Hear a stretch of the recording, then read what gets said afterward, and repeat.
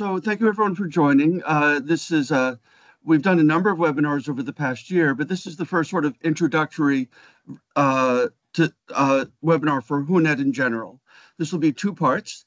Today will be on installation, download, configuration, data entry, basically the data capture element of WHONET. How do we get started? The next webinar, I'm aiming for sometime early or mid-December, will be for part 2 on data analysis, interpretation, public health reporting. The subject of that one will be more interesting than today, the interpretation, the use, the value of the analyses. But of course, you cannot do the analyses and the interpretation until you capture the data. So that will be the focus of today's webinar. Once in a while, I will take a look at the chat. I don't see anything right now. Once in a while, I'll look at Q&A, so feel free to post questions there. Adam will occasionally, and I will occasionally look to see if there's something there. I won't notice immediately, but if you do have any questions anytime, just please put them into the chat, and we'll get to them, when I see that. Okay, we'll now get started and share my screen. So the focus of today, to begin with, will be the WHONET website. What are the resources available on the WHONET website? What are they for? How can you benefit from them? Also, if you have things that you would like to be on the WHONET website, documents in your language, videos, links, please let us know. As long as it's related to WHONET and technical support and training, we would be happy to host them on our website. So here's the main page, WHONET software. Because the most important use of WHONET is download of the website is to download WHONET, we have that here on the main page, WHONET 2024. We will focus on this area of the screen. At the bottom, you see additional resources about the WHONET user community, the WHONET discussion forum, the training center, a user survey if you would like to complete that, WHONET mailing list. Before coming back to the download, I want to review the other pages on the WHONET website. If I click on software in the top menu, you will see the main software we listed in the top left, WHONET 2024. That is the same link, the same software as you saw on the home page. You download the software either from the home page or from here, but it is the same software. The middle one is the WHONET automation tool. We do recommend automated daily or weekly or monthly data processing. This can be for data capture, downloading information from your laboratory information system, scheduled backlinks, scheduled WHONET. Many people think of antimicrobial resistance as a once-a-year activity, which is unfortunate. Once a year is great for certain things. National antibiograms, hospital antibiograms, national guidance to pharmacy and treatment guidelines, and advocacy and awareness, annual analysis and annual reporting, yes, are very important. But there are additional aspects of greater value in real time. New resistance, new threat, possible outbreak, laboratory quality testing issue. We don't want to know at the end of the year. We would like to know in real time. You can do this through regular use of WHONET manually. Many people do use WHONET thoroughly once a month, which is good, which is very good. But in my own hospital, and we try to promote this elsewhere, you would like to have automatic daily download, automatic daily backlink, and automatic daily WHONET analysis and report generation. You can have alerts to the data manager if there's a data issue, or reports to pharmacy, microbiology, infection control, local or national authorities, and epidemiologists for emerging resistance threats.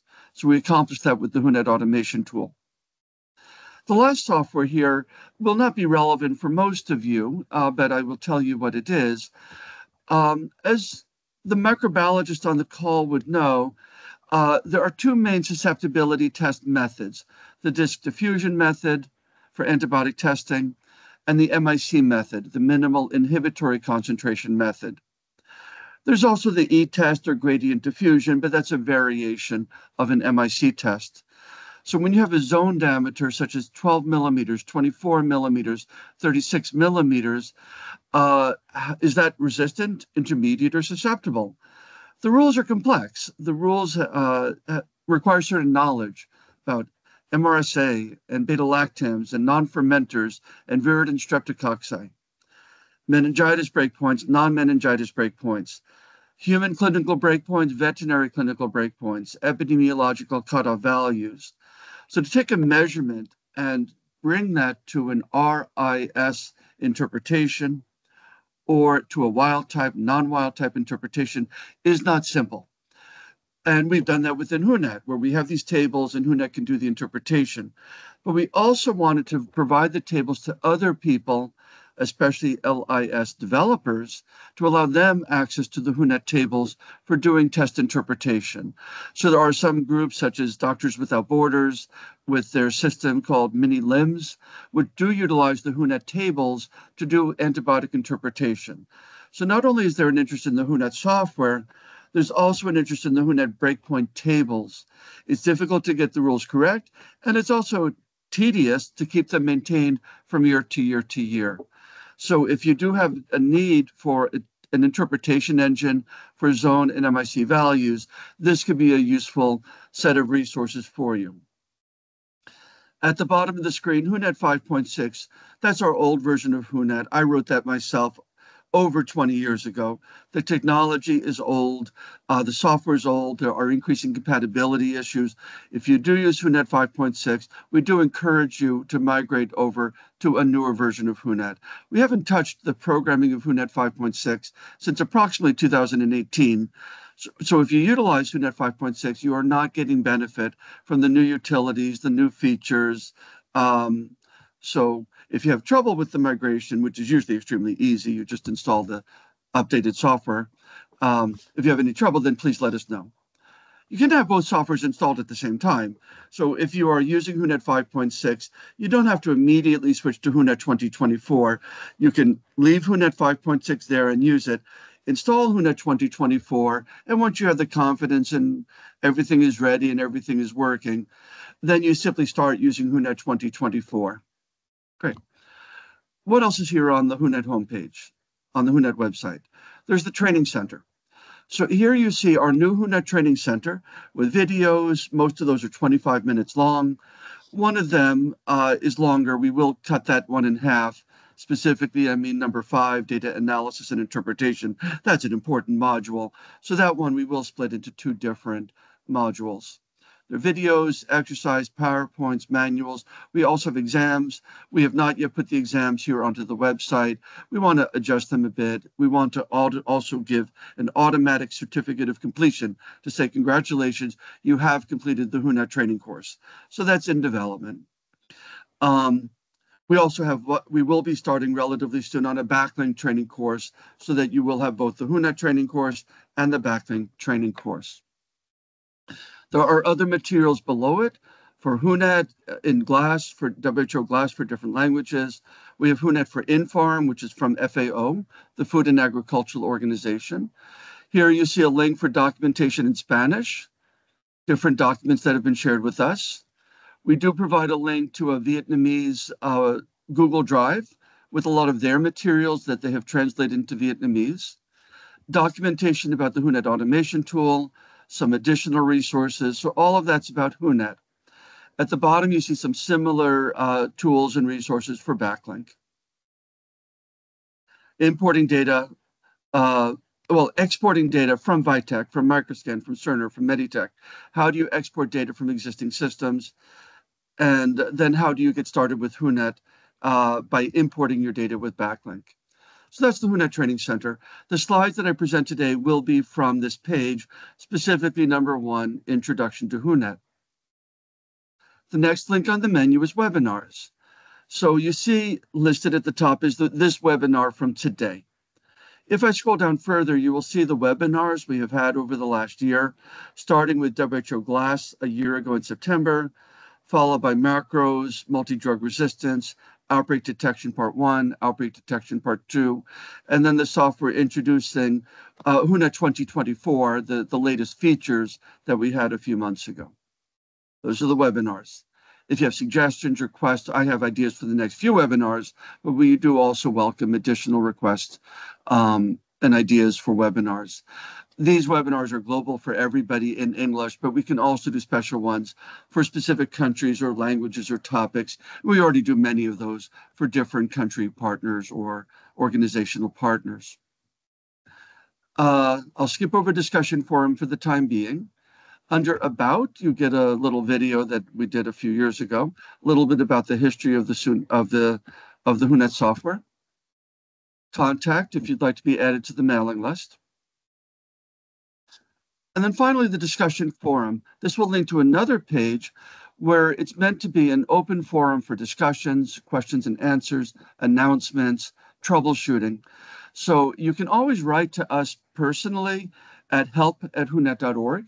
I will show that link a bit later, or to us individually. But you can also post to the website, and this way other people can also see your questions, see the answers that are provided. We can answer the questions from Boston, but also other people can answer questions and give feedback. I will just log in right now to give you a quick view of the discussion forum. And here you can see, correction needed for gender terms in Ukrainian. We've used automatic translations, and automatic translations from Google and Amazon are very good, but they're not perfect. So sometimes we do get requests for adjusting, improving, fixing language translations. Printing results, pivot. So we have a lot of individual comments below. Sometimes a simple email, one answer is enough to close it. Other times we have longer discussions like WHONET backlink automation. There were 22 back and forths on that. On a future webinar, we might go into this more detail. How do you post a message? How do you respond? And how do you follow conversations and get automatic notifications? I will now close the WHONET webinar, the WHONET discussion forum page. I will now click here in the top left, which is the WHONET logo. When I click on that logo, it brings me back to the home page. So I'm now ready to proceed with, well, actually, I won't do that yet. I will go to the PowerPoint that I mentioned. I'll go to the Training Center, and I'm going to download the PowerPoint #1, Introduction to WHONET. So I'm clicking on download. So everything you see is available here already on the website. I will open that PowerPoint. So Module 1, Introduction to WHONET. The full WHONET course has 6 modules. Introduction to WHONET, laboratory configuration, and data entry are the subject of today's webinar. The next webinar will be data analysis introduction, different kinds of analysis and interpretation, and then quick analysis for automated one-button solutions, one-button reports. What is WHONET? That I will cover right now with the PowerPoint. Download and installation, the WHONET main menu. Well, the WHONET main menu we have already discussed. Download and installation, I won't do it from the PowerPoint, I will do it directly from the WHONET website. So what is WHONET? WHONET is a widely used free software developed for the management and analysis of microbiology laboratory data from human, animal, food, and environmental sources to support local, national, regional, and global activities to understand and fight infectious diseases with a special focus on antimicrobial resistance, but not only on antimicrobial resistance. If you have data from Clostridium difficile, fungi, anaerobes, also you can also put parasites and viruses. WHONET is for laboratory-based surveillance with one focus on resistance, but also another focus on other important positive results, even if you do not have resistance data. WHONET was developed for Microsoft Windows.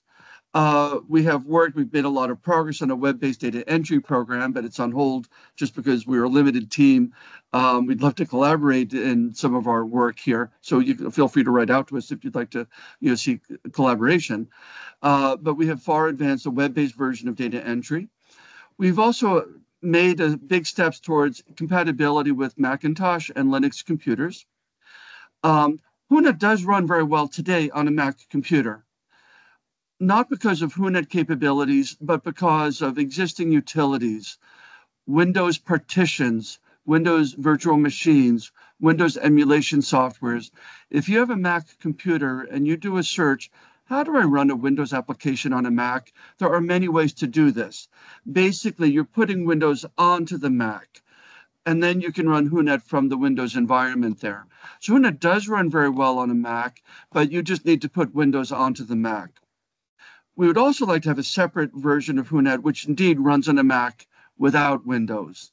We've already made tons of progress on that for the WHONET backend, the invisible things that you don't see, the interpretation engine, the data saving routines, the analysis, all of that's in the backend, and all of that is mostly compatible with Mac already. The front end, however, is written in a technology called WinForms, Windows Forms. So for us to go to the Mac environment, we need to redevelop the user interface.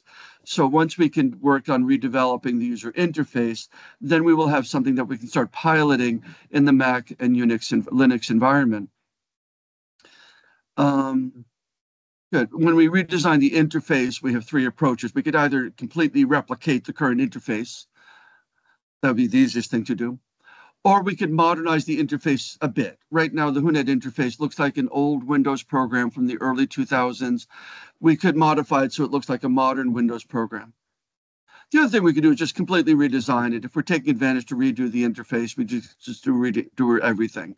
So this will be something over the next year that we will be working on.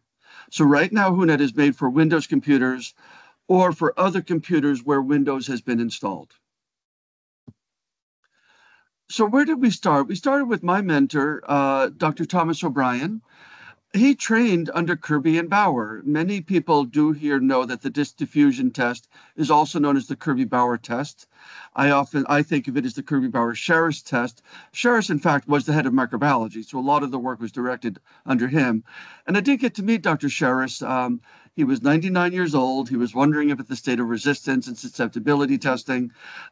He passed away at the age of 101 months, but I did have the honor and the pleasure to meet him. And he was very interested in the state of resistance and test methods. Kirby and Bauer and Sherris and Turk, they viewed resistance from the perspective of a practical day-to-day diagnostic tool for supporting clinical decisions, therapy on a day-to-day clinical basis. And they developed the disk diffusion with that in mind. Tom trained under them and said, well, there's not only the day-to-day aspect, but there's also the epidemiology aspect, advocacy, policy, awareness, analysis. So he introduced this paper in the lower left from 1969 about disk diffusion zone diameters. A small diameter is highly resistant. A large zone diameter is susceptible. In the middle would be intermediate, for example.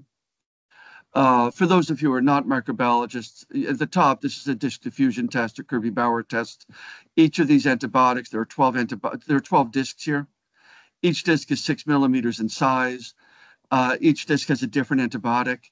If the bacteria can get very close to the disk, it's resistant. If the bacteria cannot get very close to the disk, that is susceptible.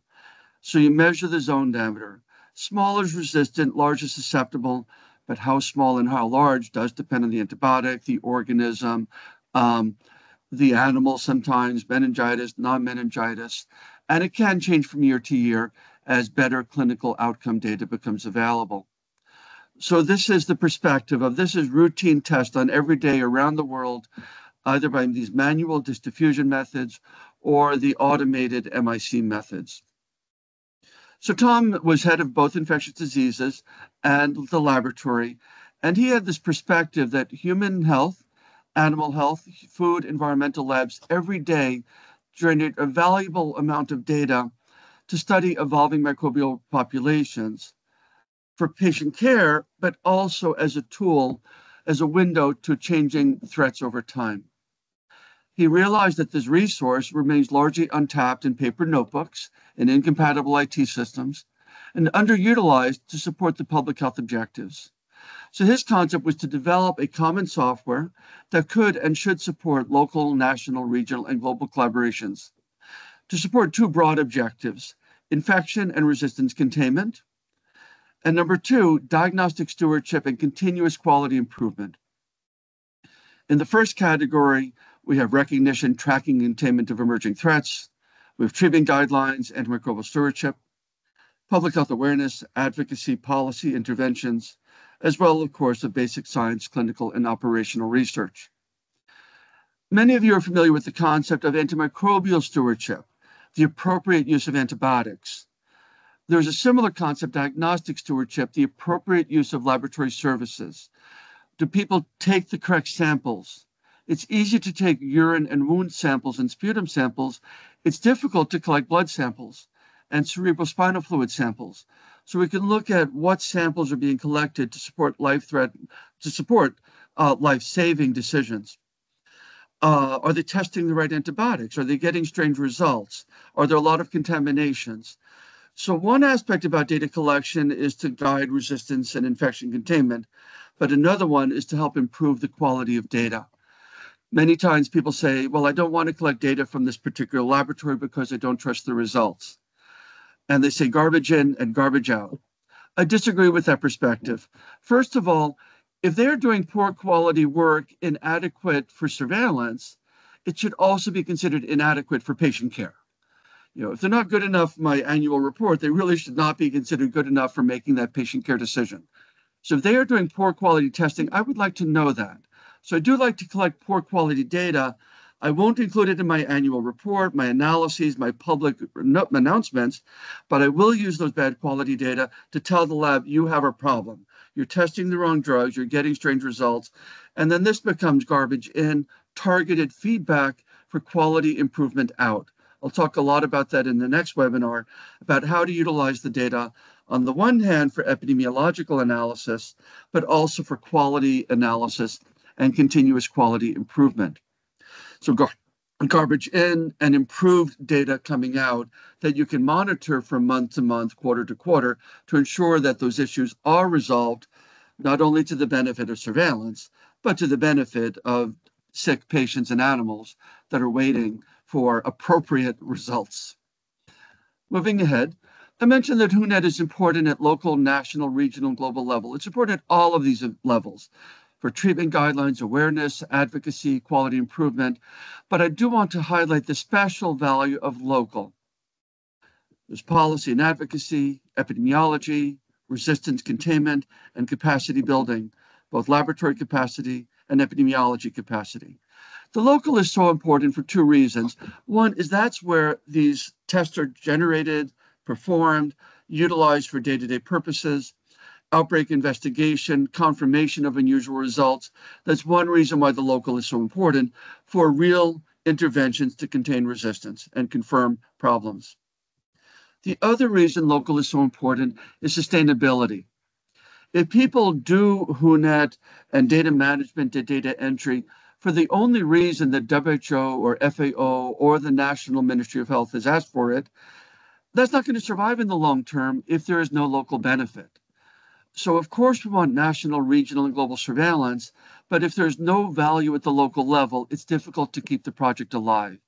So that's why, for the people on the call, think of this from a national perspective, but also think of it from how can we view this to be to the benefit of the laboratory staff, the pharmacy staff, the infection control staff, and ultimately to the patients and policy and interventions. So that's the special value of the local level for sustainability and interventions. This basically repeats the same thing, so I will continue. WHONET can be used for routine clinical data. It can be used for routine regulatory, food safety sampling, passive surveillance. WHONET can also be utilized for active surveillance and research projects. WHONET is usually used for bacterial and fungal results, but WHONET can accept parasitic virus results. WHONET can be utilized for no growth, contaminated sample. So all of these have value because it's not only about resistance, it's also about workflow. How much work does the laboratory do? What percentage of the blood samples are positive? What percentage of those are likely contaminations? So there's, again, the quality element of improving data volume as well as data reliability. WHONET does not routinely ask for diagnosis and treatment and risk factors, but you can put those in manually. The data are not usually available routinely, but they can be entered if you have a special research project or a special need. Who are the users of WHONET? Well, obviously laboratory staff. These data come from the lab, used by the lab, but keep in mind there are many other groups: pharmacy, infection control, infectious diseases, epidemiologists, IT specialists, food producers, environmental sciences, policy makers, researchers. So when I go to a facility, I try to teach WHONET to a large number of people from diverse sectors, anybody who would be interested in analysis and interpretation. For data entry, manual, or for backlink for data import, then we don't teach that to everybody. You just need the data, people responsible for data capture and data generation there. So WHONET is laboratory data, but used by many people outside of the laboratory. So this is a bit of a summary of today. Installation, which is not mentioned here. Laboratory configuration is preparing WHONET for your laboratory. What antibiotics do you test? What are your patient care areas? Are you working with human data, animal data, environmental data? Are you using the CLSI breakpoints from the United States, UCAST breakpoints from Europe, other systems? And in data entry, there are two ways to enter the data. Manual data entry. If you have paper notebooks, very simple. Open up WHONET, open up your notebook, and start typing the data into WHONET. So if you have no IT system at all, just enter the data manually into WHONET. We will cover that on today's call. The second option is importing existing data. I've mentioned backlink a few times, but not everyone on the call knows what backlink is. Backlink is our data import tool. If you already have data in Excel, in a Vitek machine, in a Phoenix or a Microscan or a SensiTiter machine, or if you have a laboratory information system, you enter the data into your system. We don't want you to manually retype those same data into WHONET. And that's the purpose of backlink, to take your data and put the data into WHONET once in a while using the backlink data import tool. Very important, but I won't discuss it at length during this call.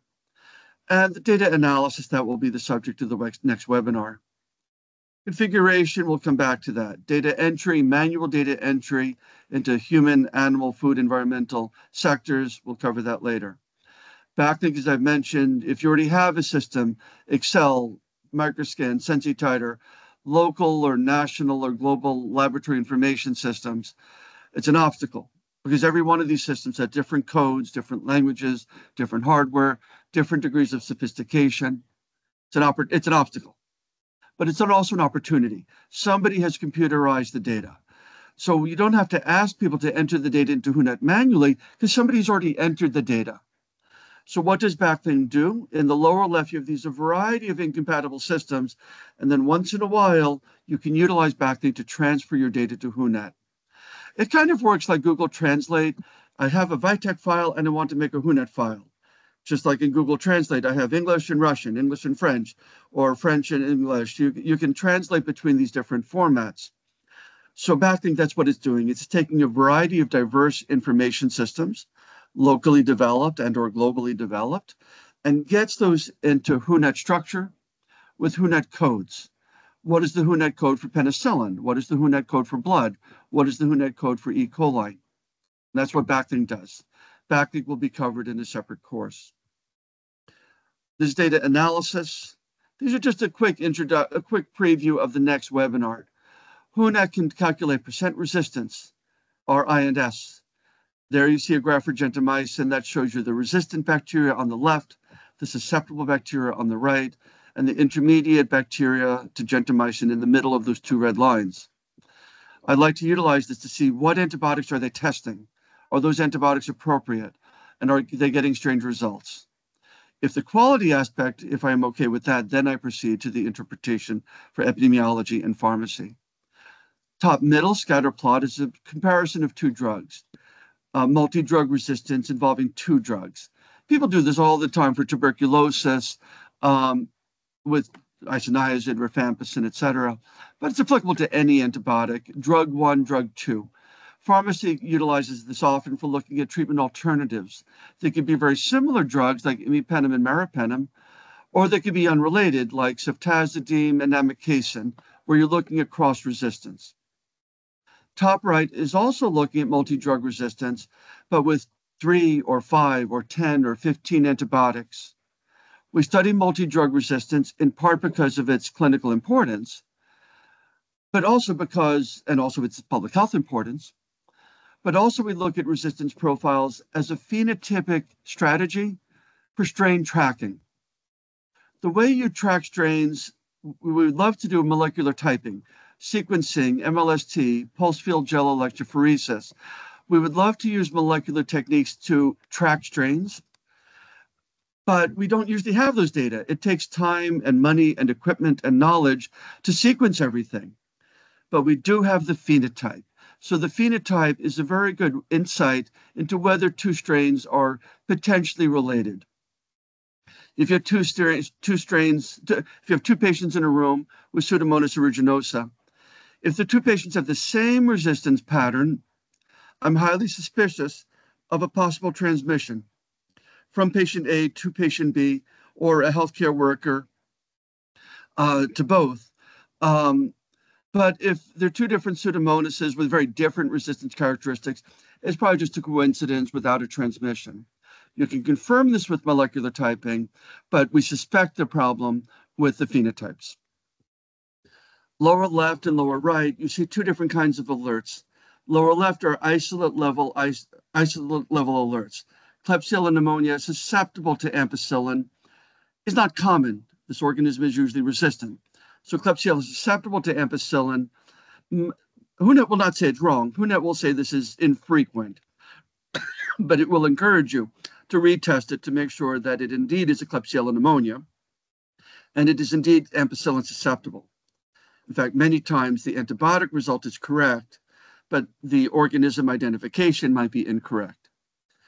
Lower right, statistical alerts for possible outbreaks, community outbreaks, hospital outbreaks, outbreaks in the human or animal sectors.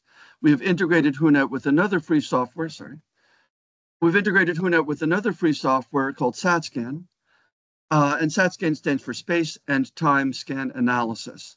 So on a statistical basis, you can find possible outbreaks. In this particular graph, you see Shigella sone, non-susceptible to SXT. SXT is also known as cotrimoxazole, trimethoprim sulfamethoxazole, so Septrin, Bactrim, these are different names of it. So we're using the resistance pattern here, again, as a marker of potential strain identification. This was detected phenotypically, but it was also confirmed at the time with pulse field gel electrophoresis, and later it was reconfirmed when the technology became available with whole genome sequencing. WHONET allows you to do a lot of analyses on the screen, and WHONET can also export to other systems. The broad concept is interoperability. WHONET can import data from many different systems like Vitek and Excel, as I've mentioned, and WHONET can also export to many systems. As you can see at the top, to the screen, Excel, Word. Lower left, a PDF document. This is from the MS software. This is not a WHONET software. This was developed by the Oxford Clinical Research Groups in Southeast Asia. But that utility has been integrated into WHONET, so you can benefit from their utility, but inside of WHONET. And lower right, DHIS2 as a data visualization platform. You can see here additional exports. WHO GLASS, about 10 years old now. EARSnet, about 25 years old now. DHIS2, there's a new initiative called EARSvet for Europe, parallel to EARSnet for veterinary resistance in diseased animals in Europe. There's a new initiative called FAO Inform. That just went live in June. We had a number of training courses for Latin America, Africa, and Asia in July. So those of you who know WHO GLASS will start to hear more and more about FAO Inform. Inform stands for the International FAO Resistance Monitoring System, I believe. Microreact in lower right. This is for web-based visualization, and we have used it in projects to link phenotypic data with genotypic data. I mentioned WHO GLASS. WHONET has many WHO GLASS modules. GLASS AMR is the well-known national annual aggregate statistics.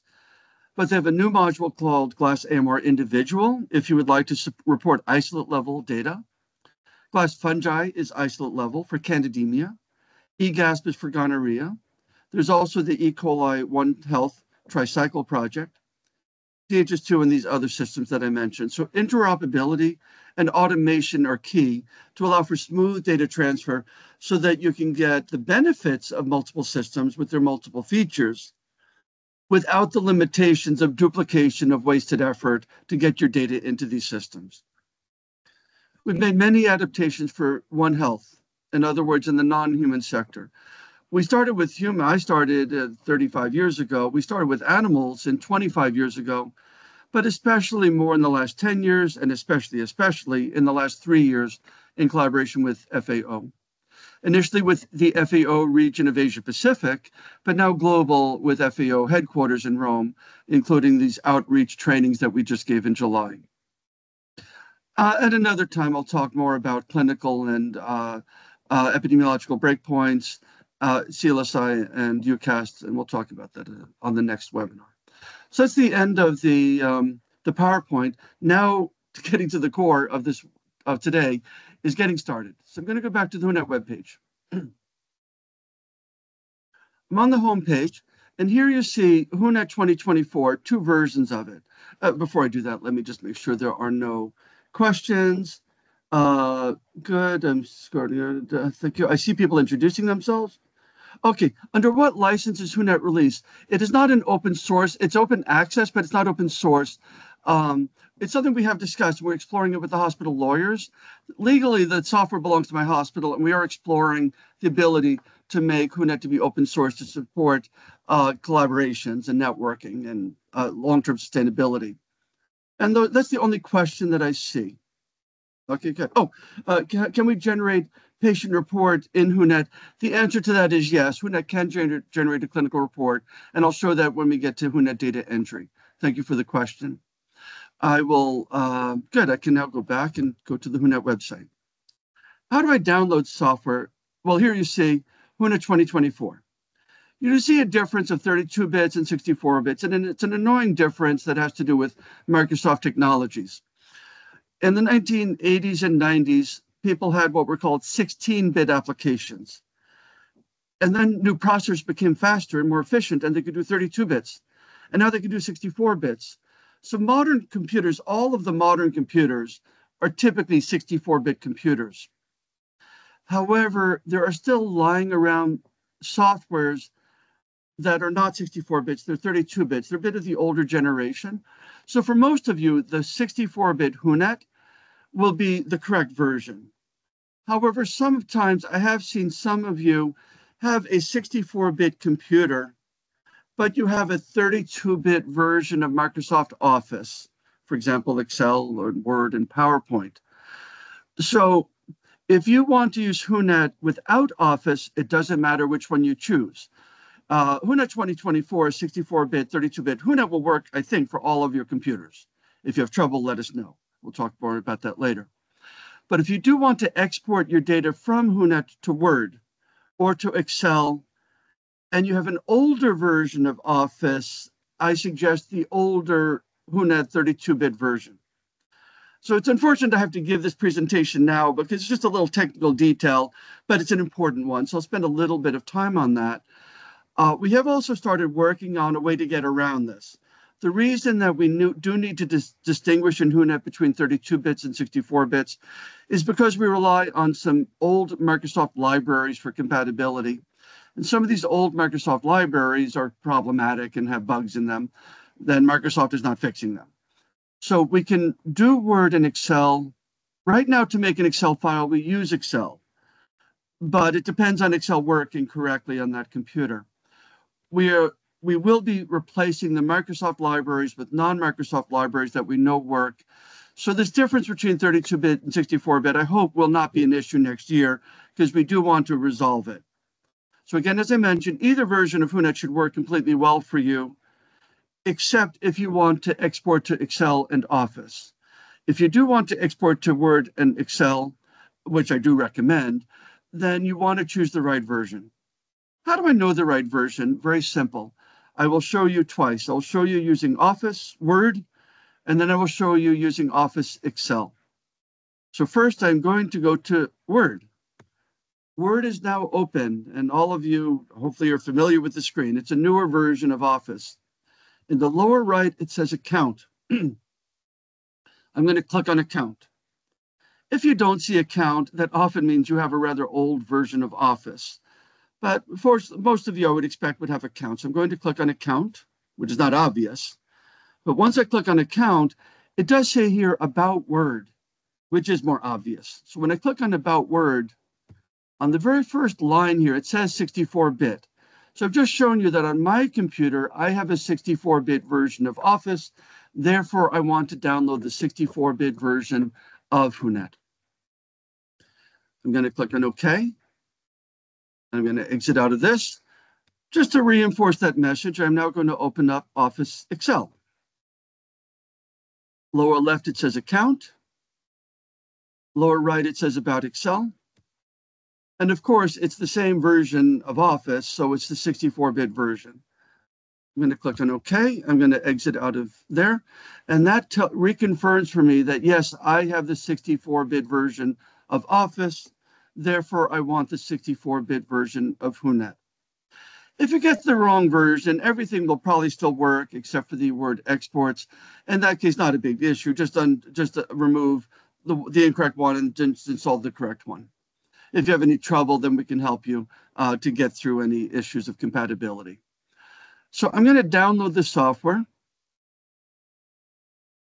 It is now downloading in the upper right-hand corner. One download in progress. Should almost be finished. It's done. I now click on that, and the installation program will start. In fact, it's not going to work right now for a very simple reason. Install.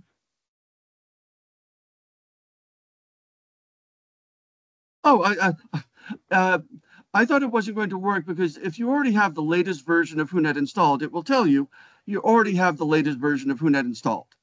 So apparently, I think yesterday I did download the new version, but I didn't update it. So sometimes people say, John, there's an error message it won't install. I said, yes, but read the message. The message says it's already installed. If you already have the most recent version, you don't need to reinstall it because it's the same software. So the installation software has started. I can have closed the back end just so that, just to clean up what you were looking at. And I say next. I say install. The software is now installing.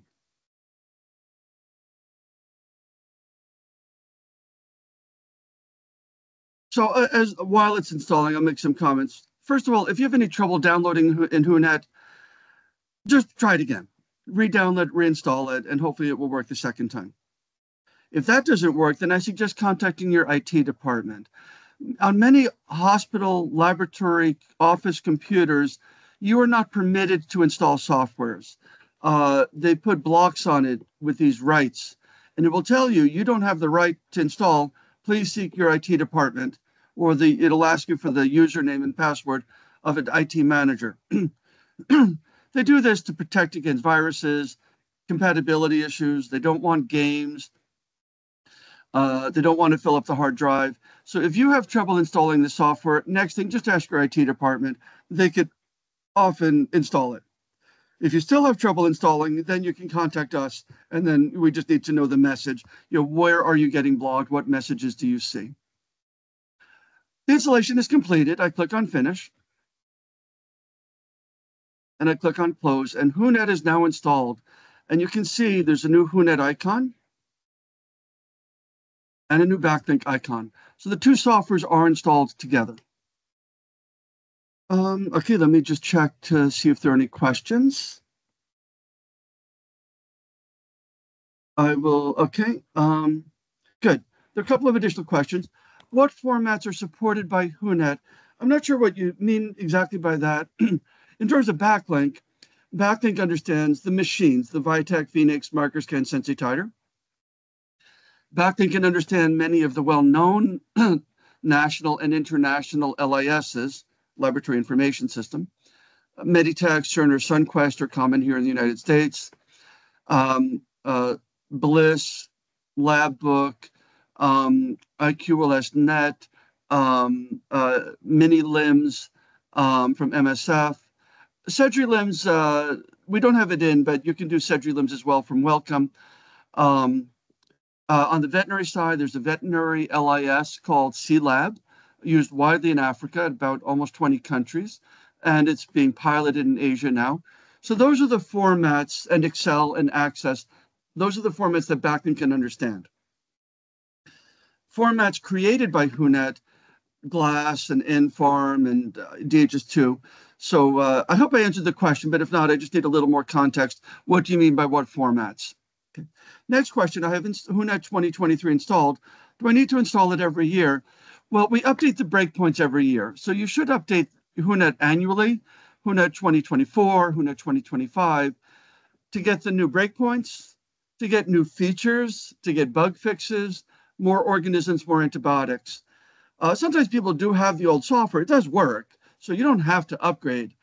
But if you don't upgrade, you're going to be using older breakpoints and older features. You're not going to have all the fixes that we have. I showed you how to download and install WHONET from the website. If WHONET is already installed, there's even a faster, easier way to do it. Once I go inside of WHONET, I will show you how to check for updates and install the updates. Next question.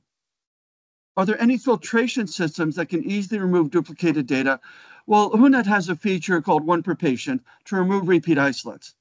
But we don't want to remove the repeat isolates from the database. The repeats are valuable. I personally don't like to call them duplicate because duplicate would suggest they're the same.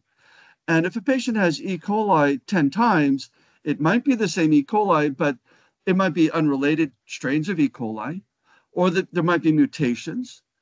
And it might be different body parts, blood and urine and CSF. So I don't like to remove I call them repeat isolations of the same species. The resistance patterns might be different. So if you have 10 MRSA from a person, I'd like all 10 isolates to be in the database. But when I analyze the data, I want to remove the isolates at the time of analysis, but I keep them in the database. For example, if a patient has 5 E. coli, the last one might be a CRE, a carbapenem-resistant Enterobacteriales. But I don't want to get rid of it. So I like to keep all the isolates in the database, but analyze the first one. And there are many options for doing that, but that will be a subject for analysis in the next webinar. You can remove the isolates from the database itself. It's usually not needed. We'd like everything in the database typically, but then you analyze the data selectively. Yes, and there's a comment. I made the comment about if you have trouble installing the software, sometimes you need to get help from your IT administrator. I mentioned that. Someone pointed out, well, sometimes you can do it, but instead of choosing run, you can do what's called run as administrator.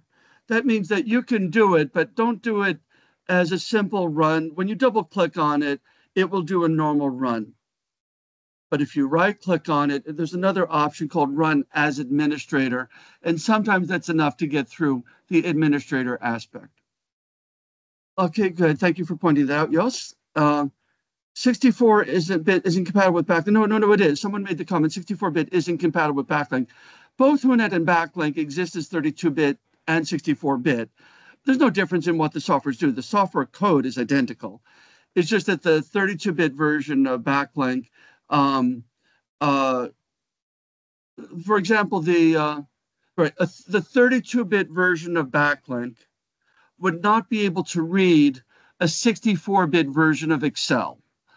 So if you have a 64-bit Excel, you should use the 64-bit WHONET and backlink. There's no difference between WHONET and backlink with regard to installation. They install together 32 with 32, 64 with 64. Someone said, can the presentations be shared? Well, the presentation is on the WHONET website. I just did the first portion of it. We will take those slides I presented and put those with the webinar. So yes, they will be. Someone asked the question, John, is the SATscan software already installed in WHONET? Is it only available in particular versions of the software? SATscan installs automatically.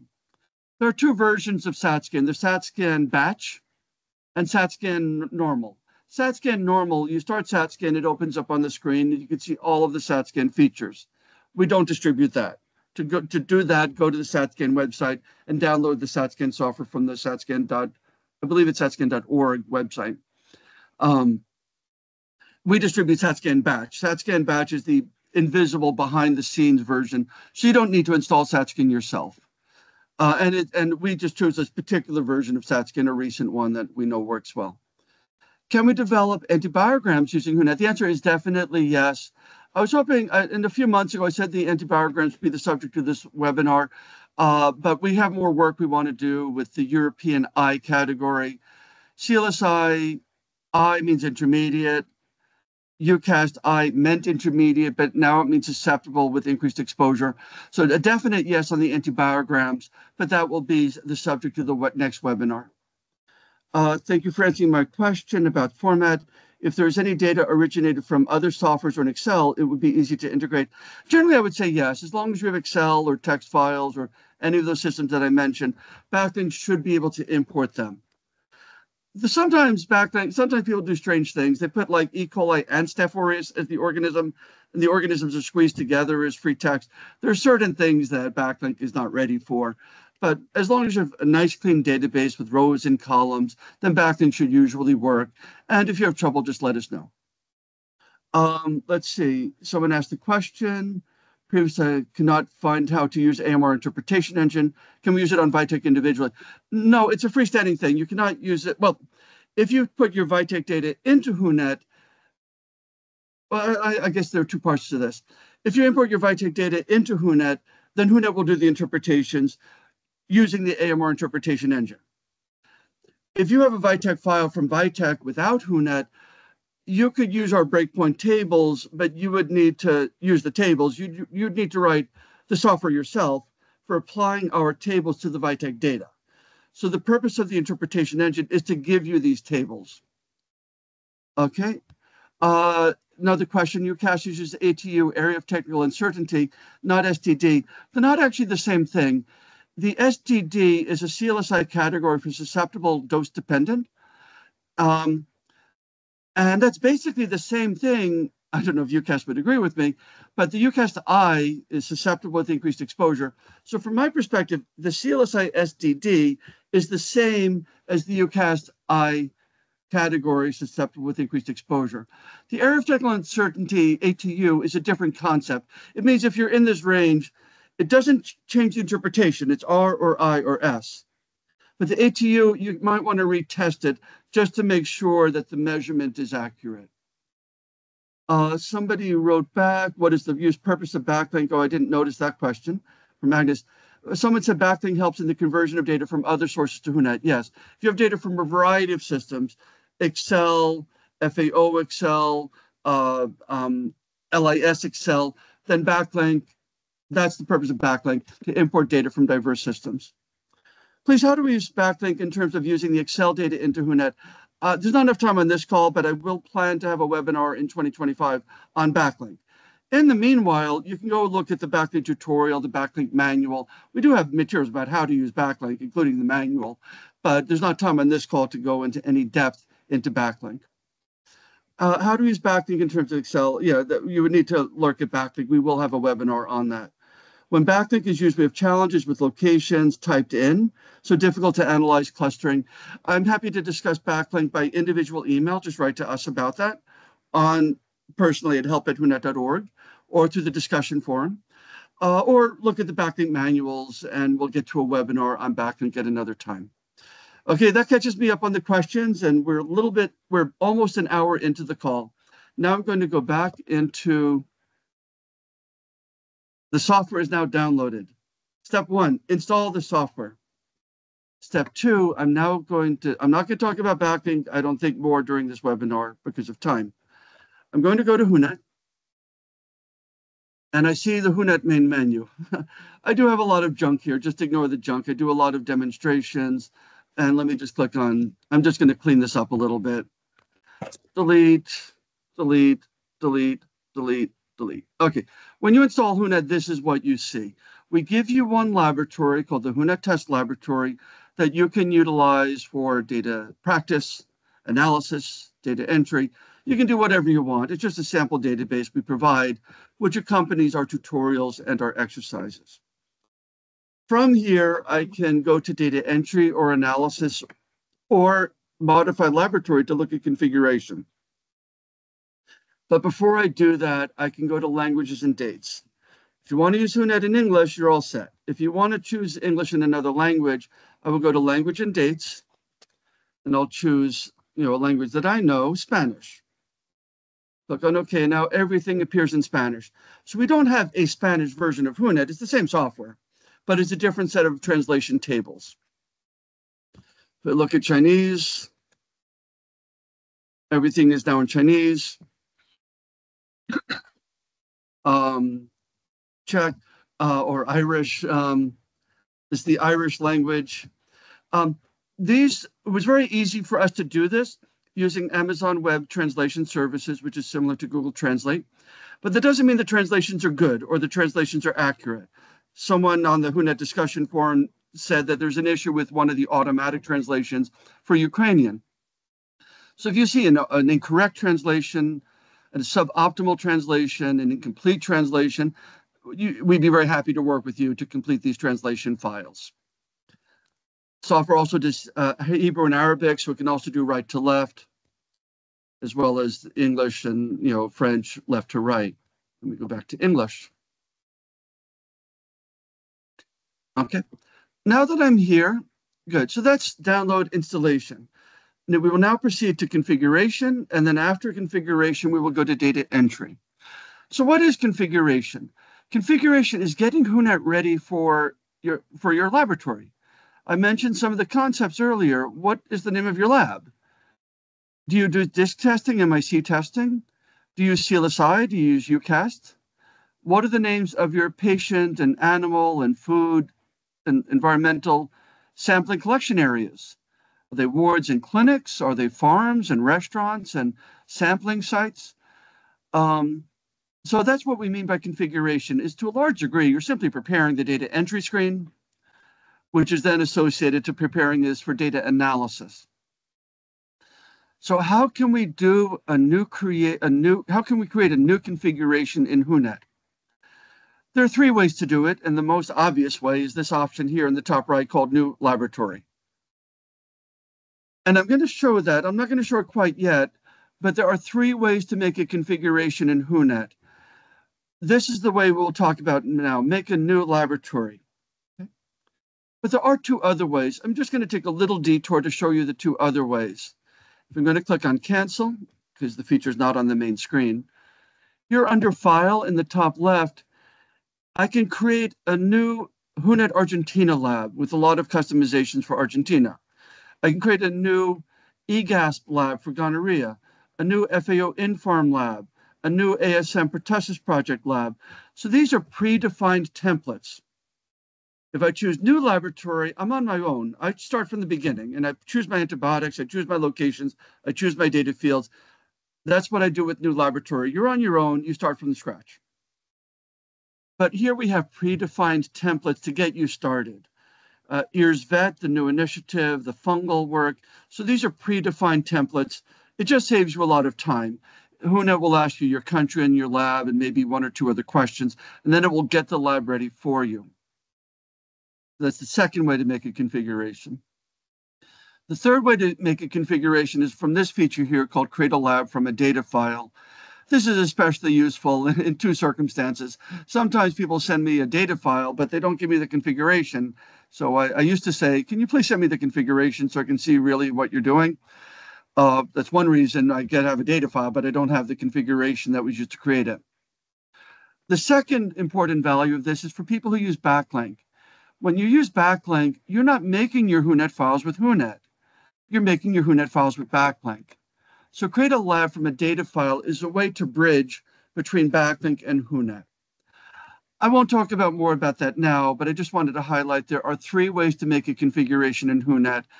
And I'm going to go back to Open Laboratory. I'm back where I started. So the normal way for purpose of today's call to make a new configuration is New Lab, and I start everything from the beginning. But there are those two other ways, a predefined template, such as WHO GLASS or FAO Infarm, or create a lab based on a data file, and WHONET will create a configuration that matches it. Okay. So now I will show how to do a configuration using WHONET New Laboratory. I click on here on New Laboratory. Let's take a quick look at questions. Okay. Question. Good morning, John. WHONET is updated. Is the historical data affected since MIC and the drugs of choice might change? No, when you update WHONET, oh, in fact, I should show that. I'll show you how to update WHONET. If you have old data and you put the new WHONET, it doesn't impact your historical files. They're fine as they is. You don't have to worry about them. We'd have a lot of angry users if the old files were not compatible. If you are old enough to have any WHONET files from 1989, they're still compatible today. So the old data continue to work fine. There is an important aspect regarding breakpoints. You ask about the breakpoints and the MAC values, and there is a CLSI document called M39. There's another CLSI document called VET05, and I'm a co-author on both of them, and they provide guidance on how to analyze the data. And other groups besides CLSI have the same recommendation. If you are analyzing historical data from 5 years ago, 10 years ago, 20 years ago, you don't use the original breakpoints, use today's breakpoints. Why do we use today's breakpoints for old data? The reason is it's the same test, the same disk diffusion test we did 20 years ago. It's the same test we do today. So the method hasn't changed, but our understanding of RIS has improved with improved clinical data, outcome data, with pharmacokinetic, pharmacodynamic data. So if you analyze your old files with WHONET, with measurements, if you analyze the data today, WHONET will use today's breakpoint. You don't have to. WHONET does allow you to use the old breakpoints, but the recommendation is generally to use the new breakpoints. Can we report patient according to aware fashion? That's an interesting point. And Adam, it's something I want to discuss further. WHONET does allow you to report using classes and subclasses to some degree, but we don't make the distinction right now between aware. Access, watch, and reserve. It'd be an easy distinction for us to include, to introduce the aware categories. So for people, many people are familiar with the concept of access drugs that should be easily available as first-line agents. Watch drugs where you want to be a bit careful and somewhat restrict, and then reserve so that those drugs are not utilized. People are aware of the concept. They don't know which drugs are in which category. And that's something we can add easily into WHONET. We do say beta-lactam, fluoroquinolone, and we could also add the aware category.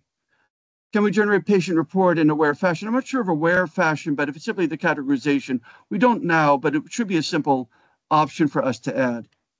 Is there a preset configuration for environment? That's an interesting question. We'd like more input and more feedback. We do have one for E. coli tricycle. That's an old project, over 10 years old, for E. coli, ESBL tricycle 1.0. WHO is now working on 2.0. So for that particular project, we do. But we don't work a lot with environmental data except for the tricycle project. We would welcome your input. And the same also for agriculture, like food plants, wheat, corn. Resistance is an issue. Antimicrobials, especially antifungals, are used.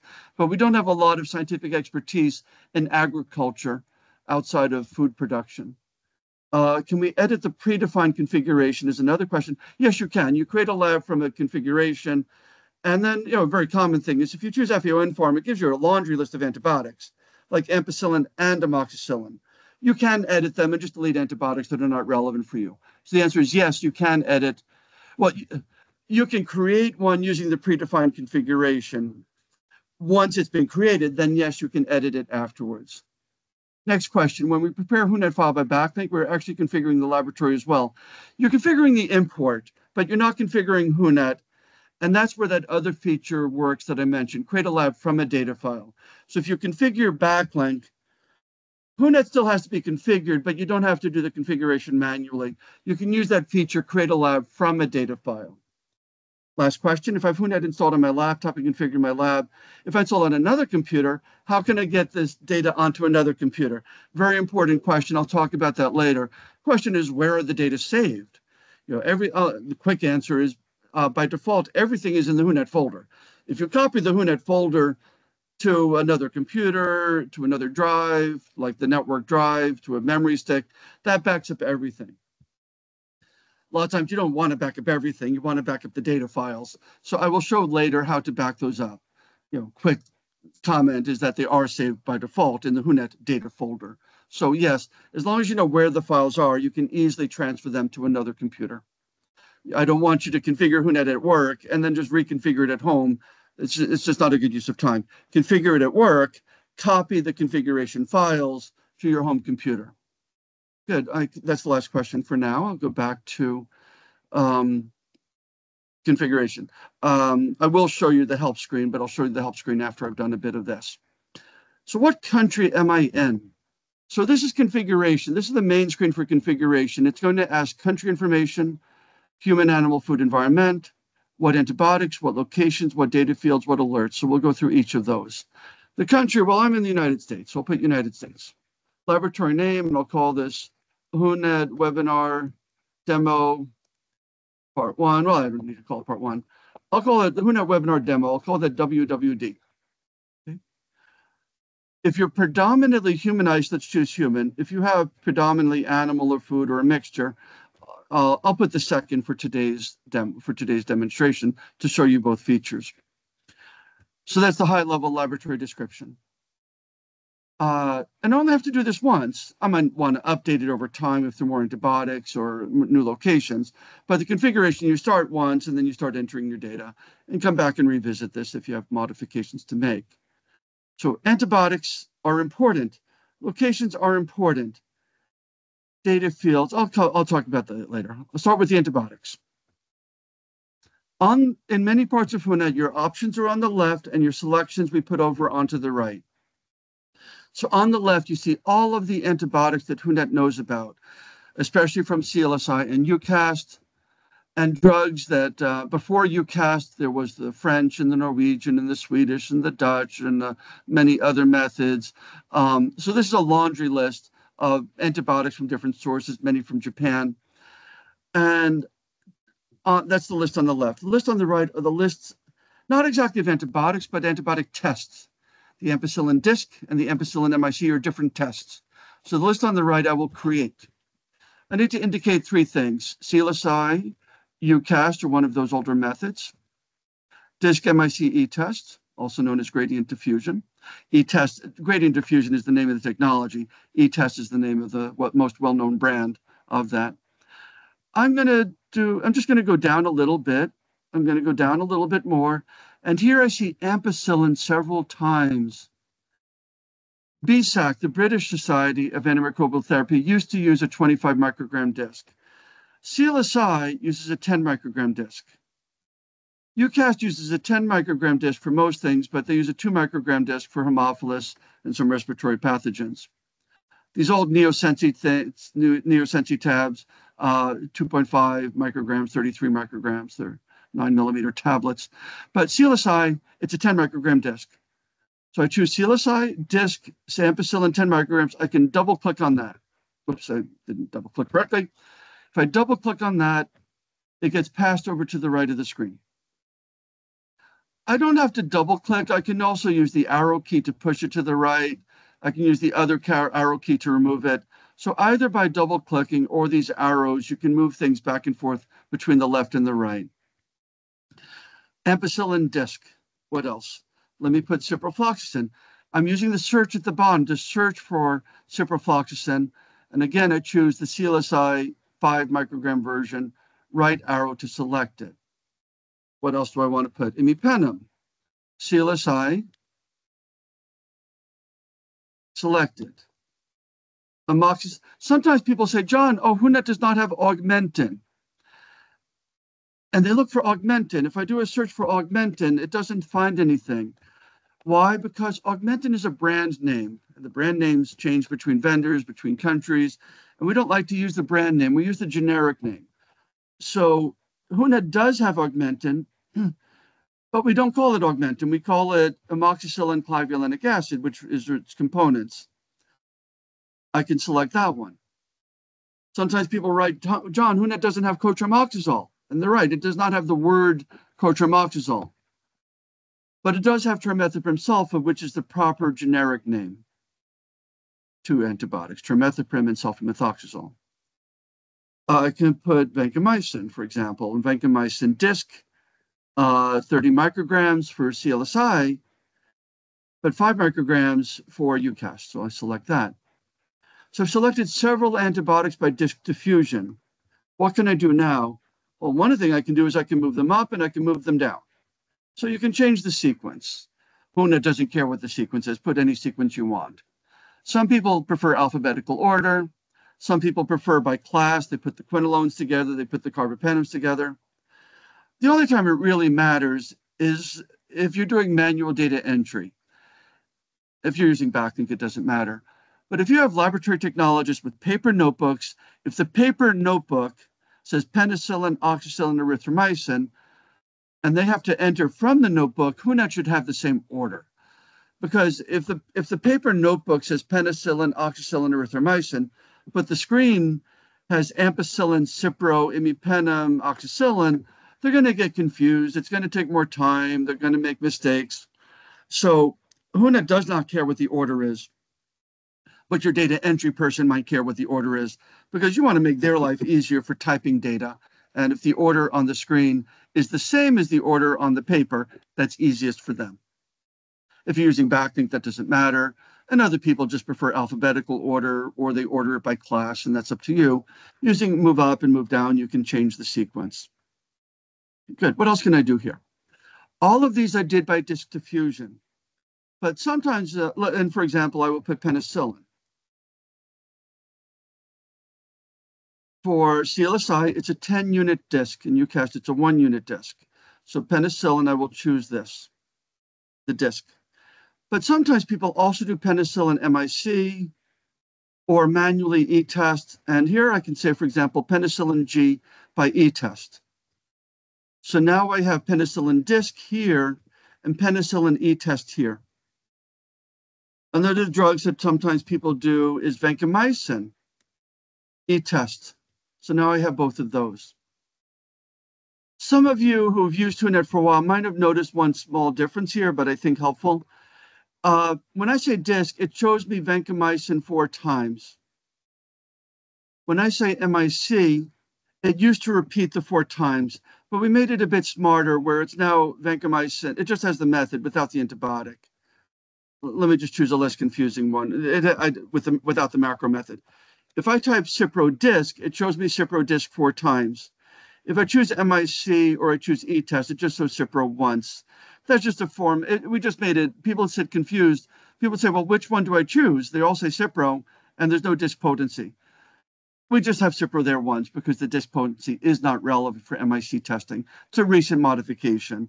Okay, good. So now I have my antibiotics on the right. There are 9 antibiotics.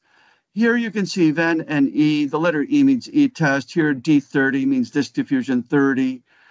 I can also mix this. I can put UCAST. I can put UCAST, and let me put UCAST disk, and there. I select that. So I can move that up so the 2 Cipros are together. So here I see Cipro CLSI, and here I see Cipro UCAST. So you can mix methods. Very rare for a laboratory to do that, but sometimes in a country, some of the labs do CLSI and some of the labs use UCAST. Europe did that a lot until they migrated over to UCAST. Okay. What else can I do here with antibiotic definitions? Well, I'm going to take a little break from configuration. I'm going to say OK. I'm going to say OK. I'm going to save this. I'm going to go to WHONET data entry. I'll do this more slowly afterwards. I'm going to choose the data file name. I am now in WHONET data entry. So there's a little peek ahead to where we're going to be in about 20 or 30 minutes. So these are the human questions. These are the animal questions. These are the food questions. Plant, we're going to get rid of plant because we do need more guidance and input as to what that should look like. And environment, so these are the environmental questions at present. So this is the default for environmental. We have a different default if it's the tricycle project, but this is our current default for environmental. So that's one aspect I wanted to show in data entry. We do easily handle the different sectors in an integrated way. These are the data fields. A data field is a question, first name, last name, date of birth. That's on the human side.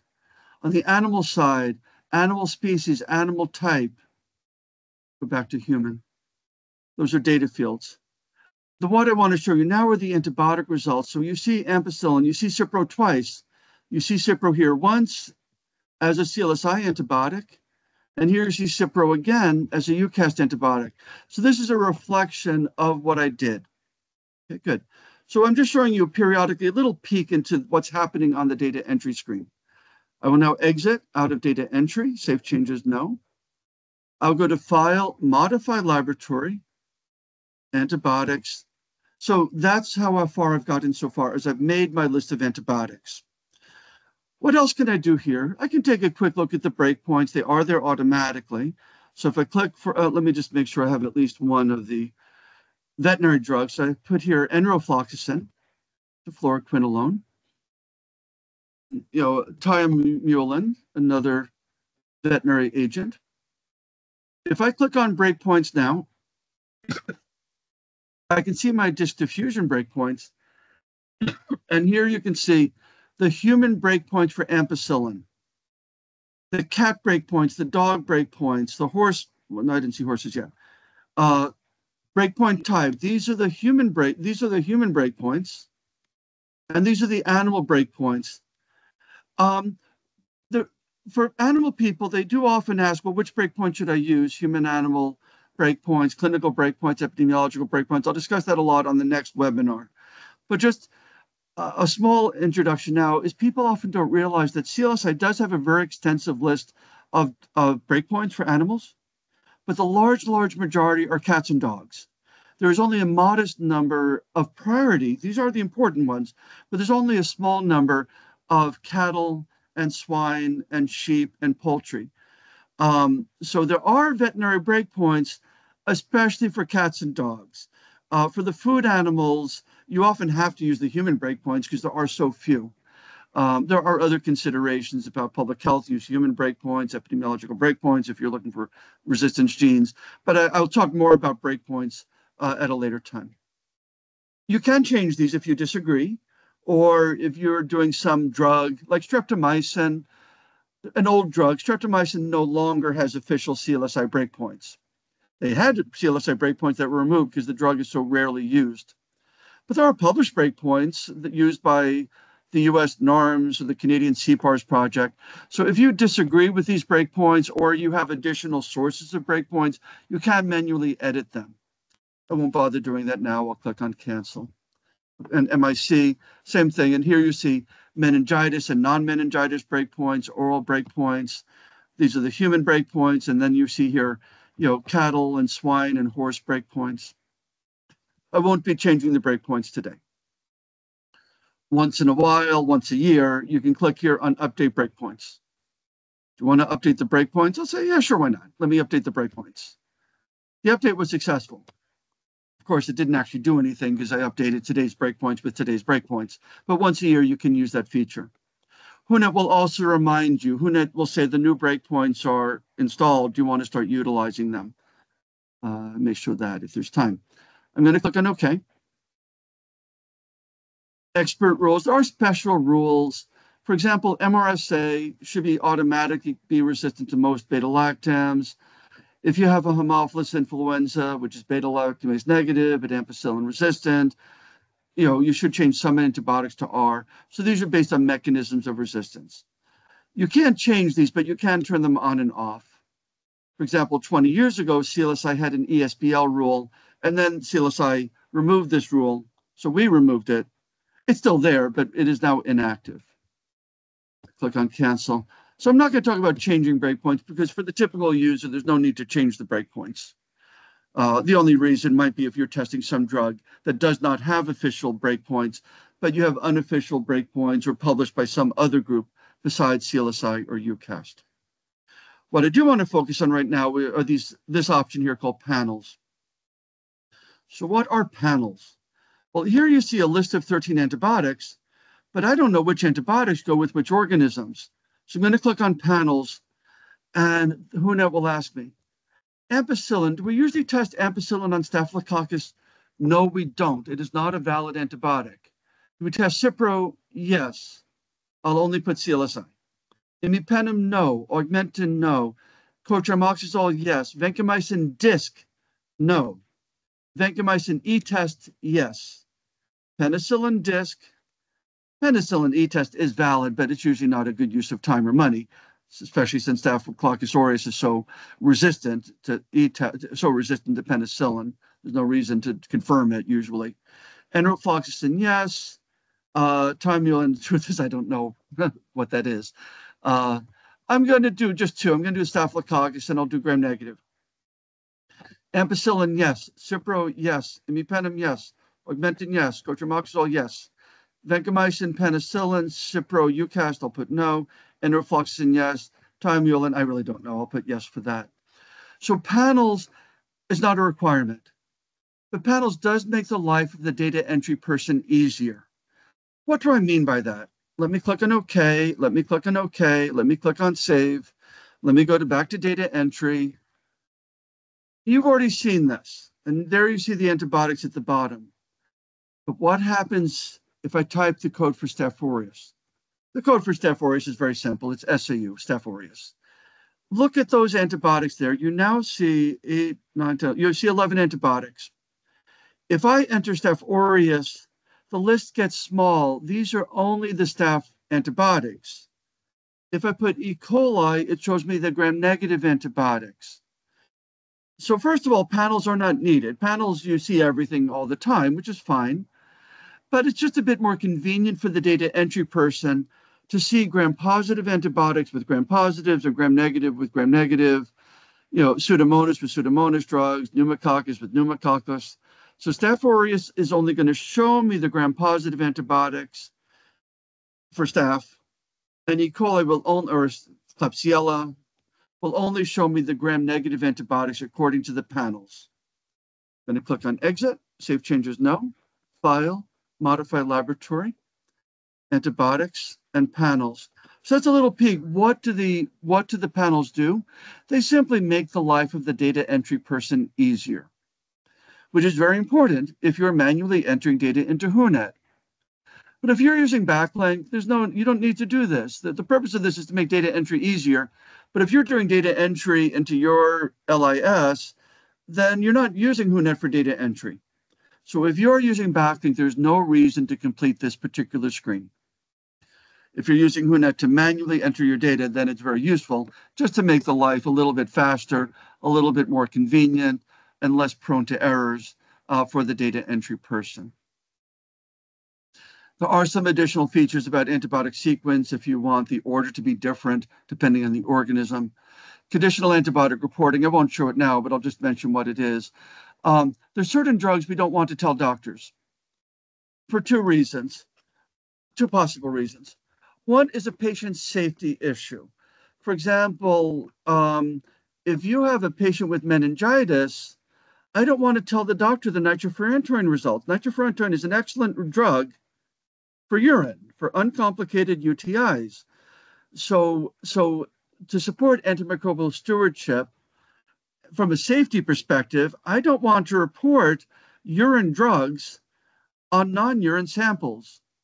WHONET does not do that automatically, but using this feature called conditional antibiotic reporting, you can make these rules. So one reason we suppress results is for a safety perspective.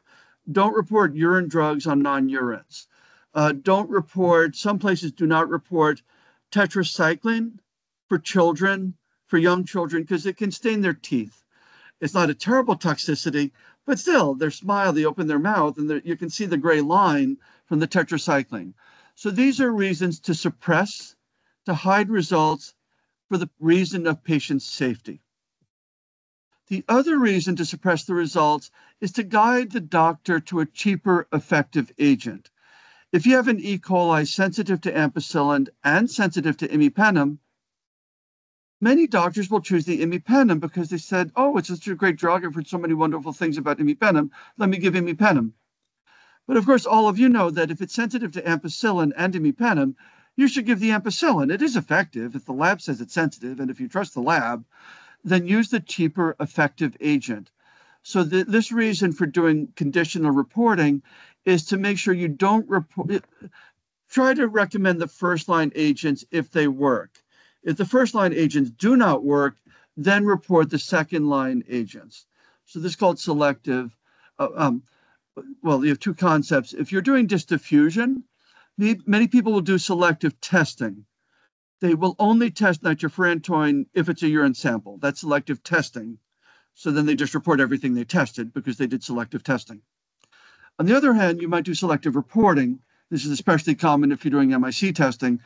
The MIC panel has nitrofurantoin on it. You will always test it, but you may want to suppress the result so the doctor doesn't see it unless if it's a urine. So conditional antibiotic reporting is used to support safety decisions and stewardship decisions to recommend effective first-line and cheaper drugs. You don't want to give imipenem to everybody. Yes, it will work very often, but you're going to lose its efficacy in the long term, and it's also generally a more expensive drug. If you use WHONET for data entry, this is a useful feature. If you have an LIS, a Vitek, a Sensititer, all these machines have similar capability, and they do make clinical reports. So you don't need WHONET to make clinical reports. So this whole area about panels, conditional antibiotic reporting is really only relevant for people using WHONET as a manual data entry system and for clinical reporting. I'm going to click on OK to return to the previous screen. The last thing on this screen says profiles. I'm not going to talk about that now because it's a very important analysis, and we'll talk about analysis next time. But what is the difference between panels and profiles? Panels is what we usually routinely test. Profiles is to support one particular analysis called resistance profiles. And WHONET, in some analyses, will analyze all the antibiotics. But in other analyses, it will analyze the antibiotics that you see here. So for staph, this is very commonly done for tuberculosis. A lab might test 10 antibiotics for tuberculosis, but when they do the analyses, they'll often focus on 3 or 5 or 2 of greatest epidemiological interest for multi-drug resistance. So for panels, it's what we usually test. Profiles is for multi-drug resistance for the most important drugs. So this would be a subset of the panels. Okay. Very important, we'll discuss it in analysis on the next webinar. Print if you want to print the stuff out. So that's how I can configure my antibiotics. I can click on OK. And I'm now going to proceed with locations. When I go to locations, well, let me just take a quick look at the questions.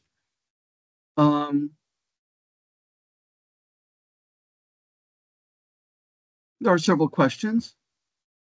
Okay, good. So a question, aquaculture pathogens of zoonotic importance can be analyzed on WHONET. Yes, in fact, FAO about 2 years ago gave us a standard international list about priority pathogens, including parasites. So we added a lot of bacteria, we added a lot of parasites, we added fungi, whatever was on the list. I don't recall if we added viruses. WHONET does allow you to put viral identifications. We don't have antibodies and antigens, so it's incomplete, because, especially because of the antibodies. We don't have that, because that tells you about exposure. It doesn't tell you about the virus presence. It tells you about the exposure or immunization. But yeah, so aquatic pathogens, we were given a list by FAO, which is quite broad, and it is an official list. If there are additional bacteria or other microbes that you would like to see in WHONET, just send us an email. If you send us an email, sometimes we have to make sure, is this the correct name? Because sometimes people tell us old names, or sometimes they'll tell us new names that are not officially adopted yet. There is a delay between names being proposed and then they're officially designated. We do use a couple of websites, including of Life and GBIF, I forget what that stands for, the Global Biodiversity Information something, I forget what GBIF stands for. So if we are missing pathogens, tell us. We'll make sure it's a modern name. We'll make sure that the spelling is correct. We'll make sure it's not the new name of an old organism. For example, I hope most of you have heard of the organism Stenotrophomonas multifila, but that wasn't always the name. Before that, it was called something else. It was called Xanthomonas multifila. And before that, it was called Pseudomonas multifila. And before that, it was called CDC non-fermenter type 1. I forget what it's called.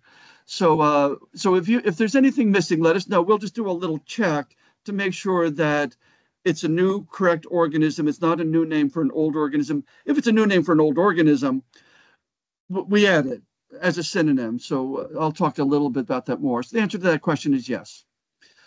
Can I have my data on a SharePoint for easy access? Yeah, you can put the data on a network drive, like a P drive, a T drive, or an H drive. As long as your IT security permits your policies, you can put it on Google Drive. My hospital, we have Dropbox for business. We're not allowed to use Dropbox to store patient names. We are allowed to use Dropbox for business. We have a business associate agreement, a contract. So as long as you have permission to put the data on a shared drive, then yes, you can share your configurations, you can share your data files. Do the breakpoints for MIC and e-test change? Well, for MIC and e-test, we use the same breakpoints. We don't distinguish between the method. They're both MIC methods. Every year, the breakpoints for DISC and MIC, the documents do change. In part, there are new antibiotics, and new antibiotics get new breakpoints. And sometimes CLS and UCAS said, you know, we made this recommendation 4 years ago, but we think that we need to make the change. So that's why we recommend annually updates to WHONET. Someone says, can we get the recording after the class? Yes, that will be on the website. What is the difference between MIC and e-test? It's only there for convenience because the difference is the cost. A lot of labs do manual MIC test, not manual. They do semi-automated MIC machines like Vitek, Microscan, Phoenix, and they use broth microdilution, and they have certain breakpoints. If there's a strange result on the Vitek, they will often want to reconfirm it with another method. They might retest it on the Vitek, but they might want to test it by a second method, e-test. There's even more common in disk diffusion. Most of the time, DISC and MIC are equally valid, equally correct, equally reliable if you're doing them correctly. Of course, with disk diffusion, there are many more variables with bad medium and bad discs and bad inoculum. But if you do the test correctly, DISC and MIC should have equal value, with a few exceptions. The vancomycin disc test is not reliable for Staph aureus. It is reliable for Enterococcus, but for Staph aureus, you should not test the vancomycin disc. It's a large molecule. It doesn't diffuse very well, and the results are unreliable. And you end up with false susceptibility, especially a strain that's a little bit resistant is incorrectly called susceptible. So there are a few cases where the MIC method is better. For example, Streptococcus pneumonia, the penicillin disc, it's too powerful. The organism is too susceptible.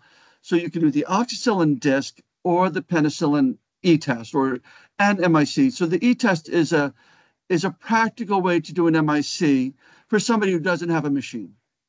And if they do have a machine, it's just an additional manual method to confirm results. So from an IT perspective, we only distinguish it to make sure that, you know, the cost is different. E-tests are more expensive than a simple Vitek, but IT-wise, we treat them in the same way. How soon after the new breakpoints are published are the new breakpoints available? We've had delays, but the UCAS breakpoints come out in January reliably. The CLSI breakpoints, but with COVID, they didn't come out till April one year, and then the next year, March. I think this year was like February. So they're getting better. I'm hoping that CLSI eventually gets back to January. We try to get them out within a month, but it depends on how busy we are. And this year we were late. So I would say we aim for a month after they've been published.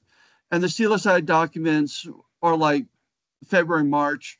So like March, April, May. That's about when we try to do it. Can the gram-negative panels be segregated? We plan to do something like that. Well, they're already somewhat separated. There's gram-negative, and then there's Haemophilus and Salmonella, Shigella, Pseudomonas, especially the non-fermenters. So, Adam, somebody said Agnes is in the lobby. So if someone's in the lobby, please let them in. I don't know if Adam, you're listening. I know he's multitasking. When we do a manual changes in breakpoints in WHONET, can we take into account the epidemiological cutoffs? Yes. If you're doing it manually, just put whatever breakpoint you feel are appropriate. WHONET does include all of the published UCAS ECOFs.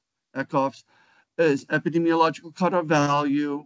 UCAS calls them ECOF. CLSI officially calls them ECVs, but it's the same terminology.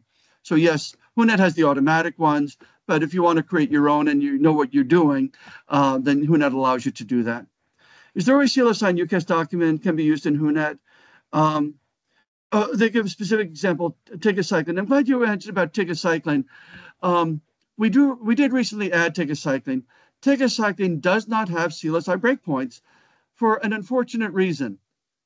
CLSI makes breakpoints when the pharmaceutical company presents data on their drug, and they just never presented tigecycline. They're happy with their FDA breakpoints. So there are FDA breakpoints.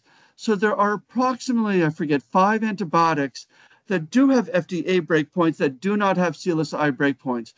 And we realized they're not going to be added to CLSI, but they are FDA. So we did put specifically tigecycline. That's the only famous one. There were like 4 other old ones. So if there is an official CLSI if there's an official FDA breakpoint, but there is no CLSI breakpoint, we already put them in automatically. So for tigecycline, you shouldn't have to do anything now. Many people are not aware of the FDA breakpoints. Taking a quick peek over to Google. If I go to CLSI free, you can see some of the free documents like the M100. If I click on Access Now, if I type in my email, email was not required in the past, but now it is. So these are the free CLSI documents. It's a small number, but it's the most important. M100, routine non-fastidious organisms, M45, fastidious and rare. This one is for fungi, for yeast. Similar on the veterinary side. That's CLSI.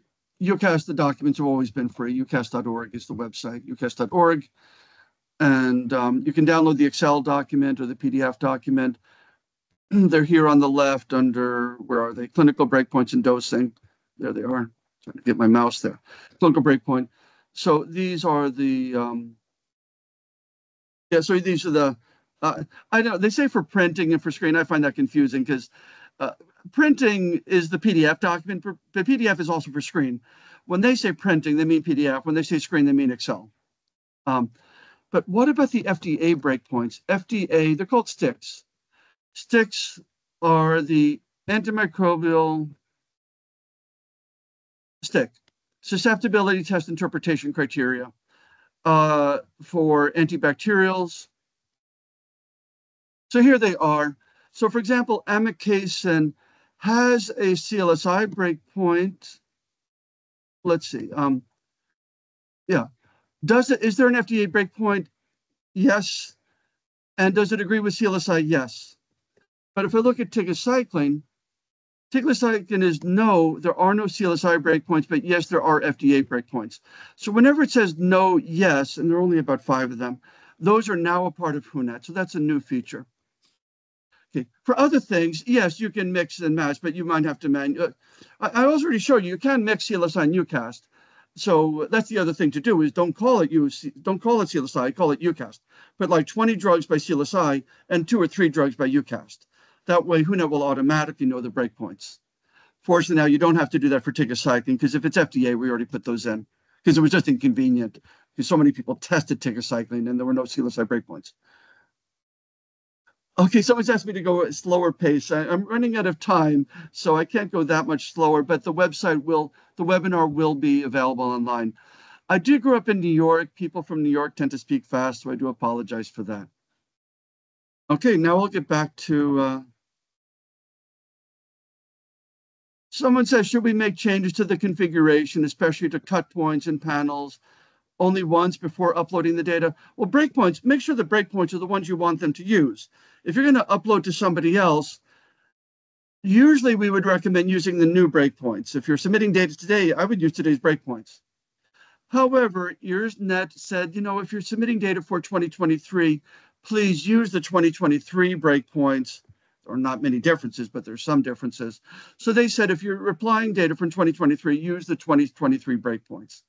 But otherwise, adding new locations, adding new antibiotics, you don't need to wait. Make the changes when they're appropriate to make the change, and then you continue your analyses and your public health reporting. Okay, good. Now I can go back to WHONET and configuration, location name. I'm going to say, for example, a few human locations, neurology ward. I'll call this code neuro at the WWD hospital, and that's medicine, and that's inpatient. I will now put diabetes clinic, diabetes, WWD hospital, medicine, outpatient. I can put neonatal ICU number 1, call that NICU 1, WWD. I can call that ICU, or I can also call it neonatology. That's up to you. The lists are here on the right-hand side of the screen. So for this particular one, I'll put neonatology. I'll put some animal locations. For example, Farmer Brown. Brown. There's no institution, there's no department, but it is a farm. I will put, for example, McDonald's restaurant. McDonald's number 5. And that's a restaurant. I will put Nile River sample collection site number 10. I'll put Nile 10, and that's environmental sampling. So here at the bottom, you see a combination of human, animal, food, and environmental locations. Slaughterhouse, restaurant, veterinary clinic, inpatient, outpatient, food distributor. If you have additional suggestions, we're happy to add those. I'm going to say OK. I'm going to say save. I'm now going to go back to data entry.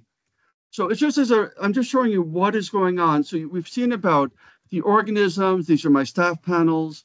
If I go to location, so here when I click on location, you see these are the locations that I just entered in alphabetical order.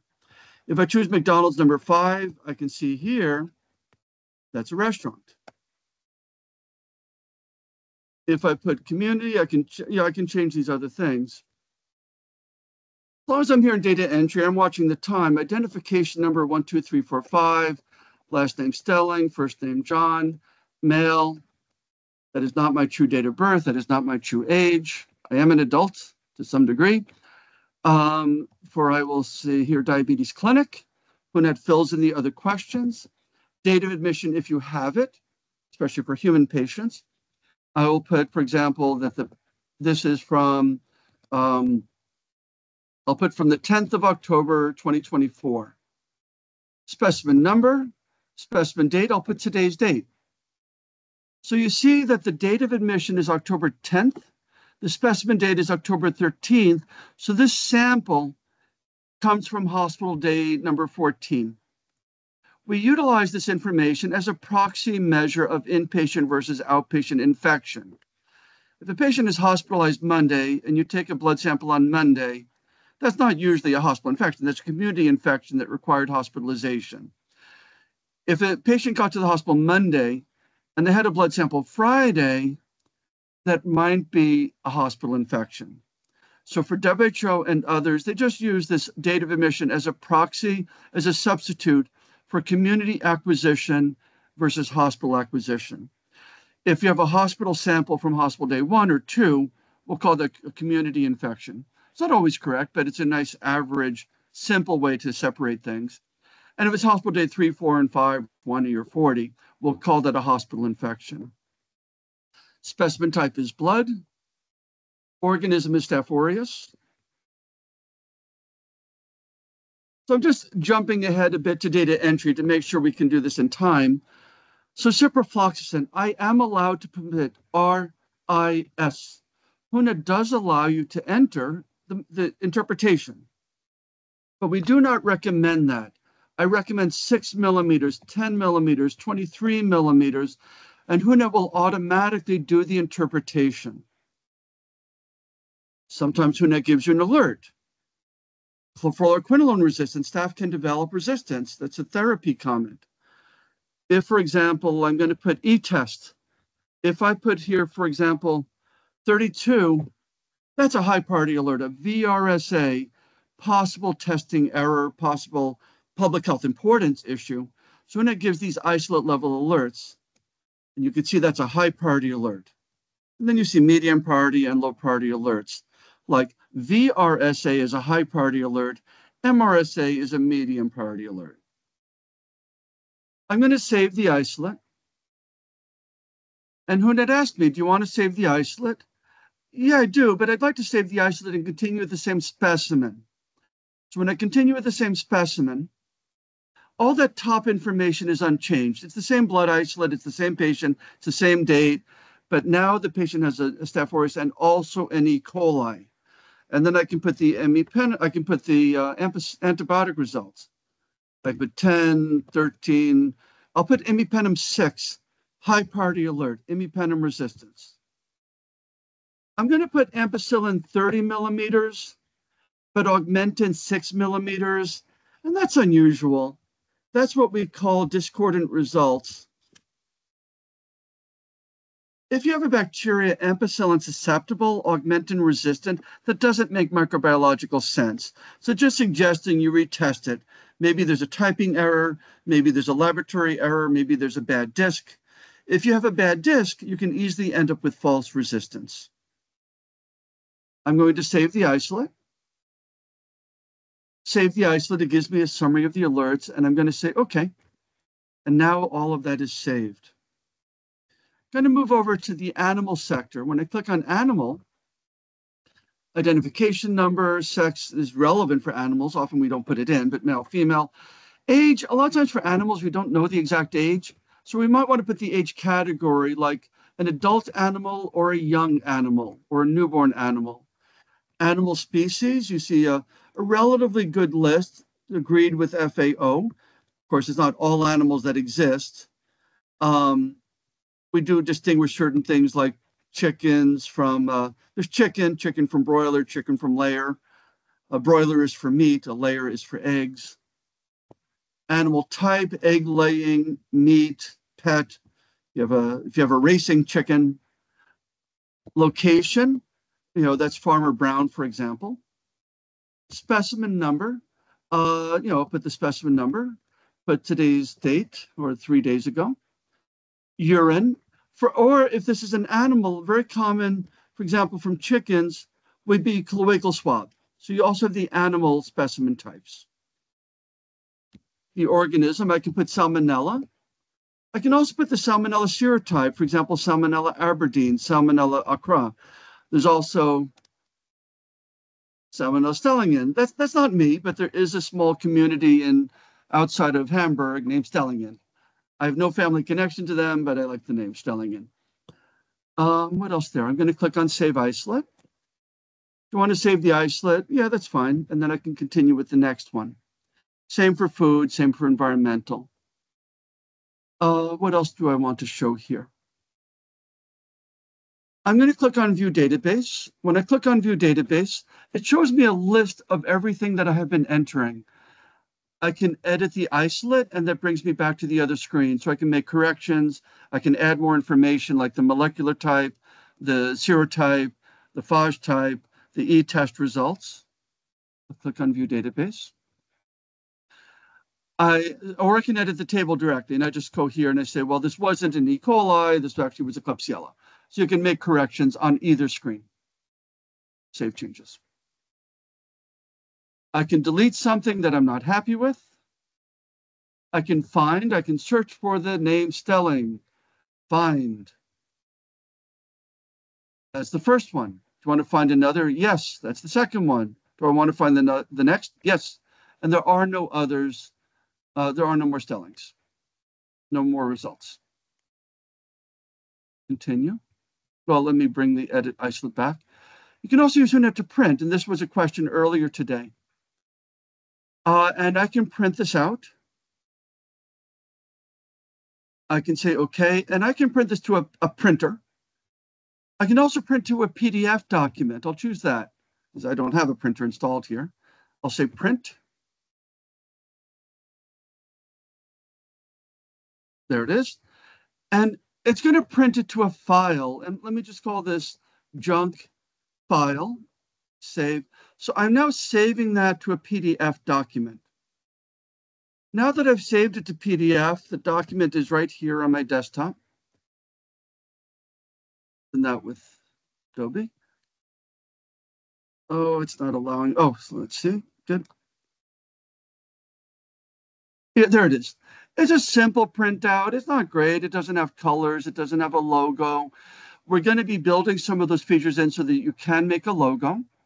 You already can change the font. You can add phone number. You can add address. You can add a signature line. Many people don't print this to paper. They print to a blank piece of paper. They'll often print it to stationery. And the stationery will have the colors and the font and the logo that you would like. So yes, WHONET can do clinical reports. I'm going to exit out of that. And I'm going to exit out of data entry.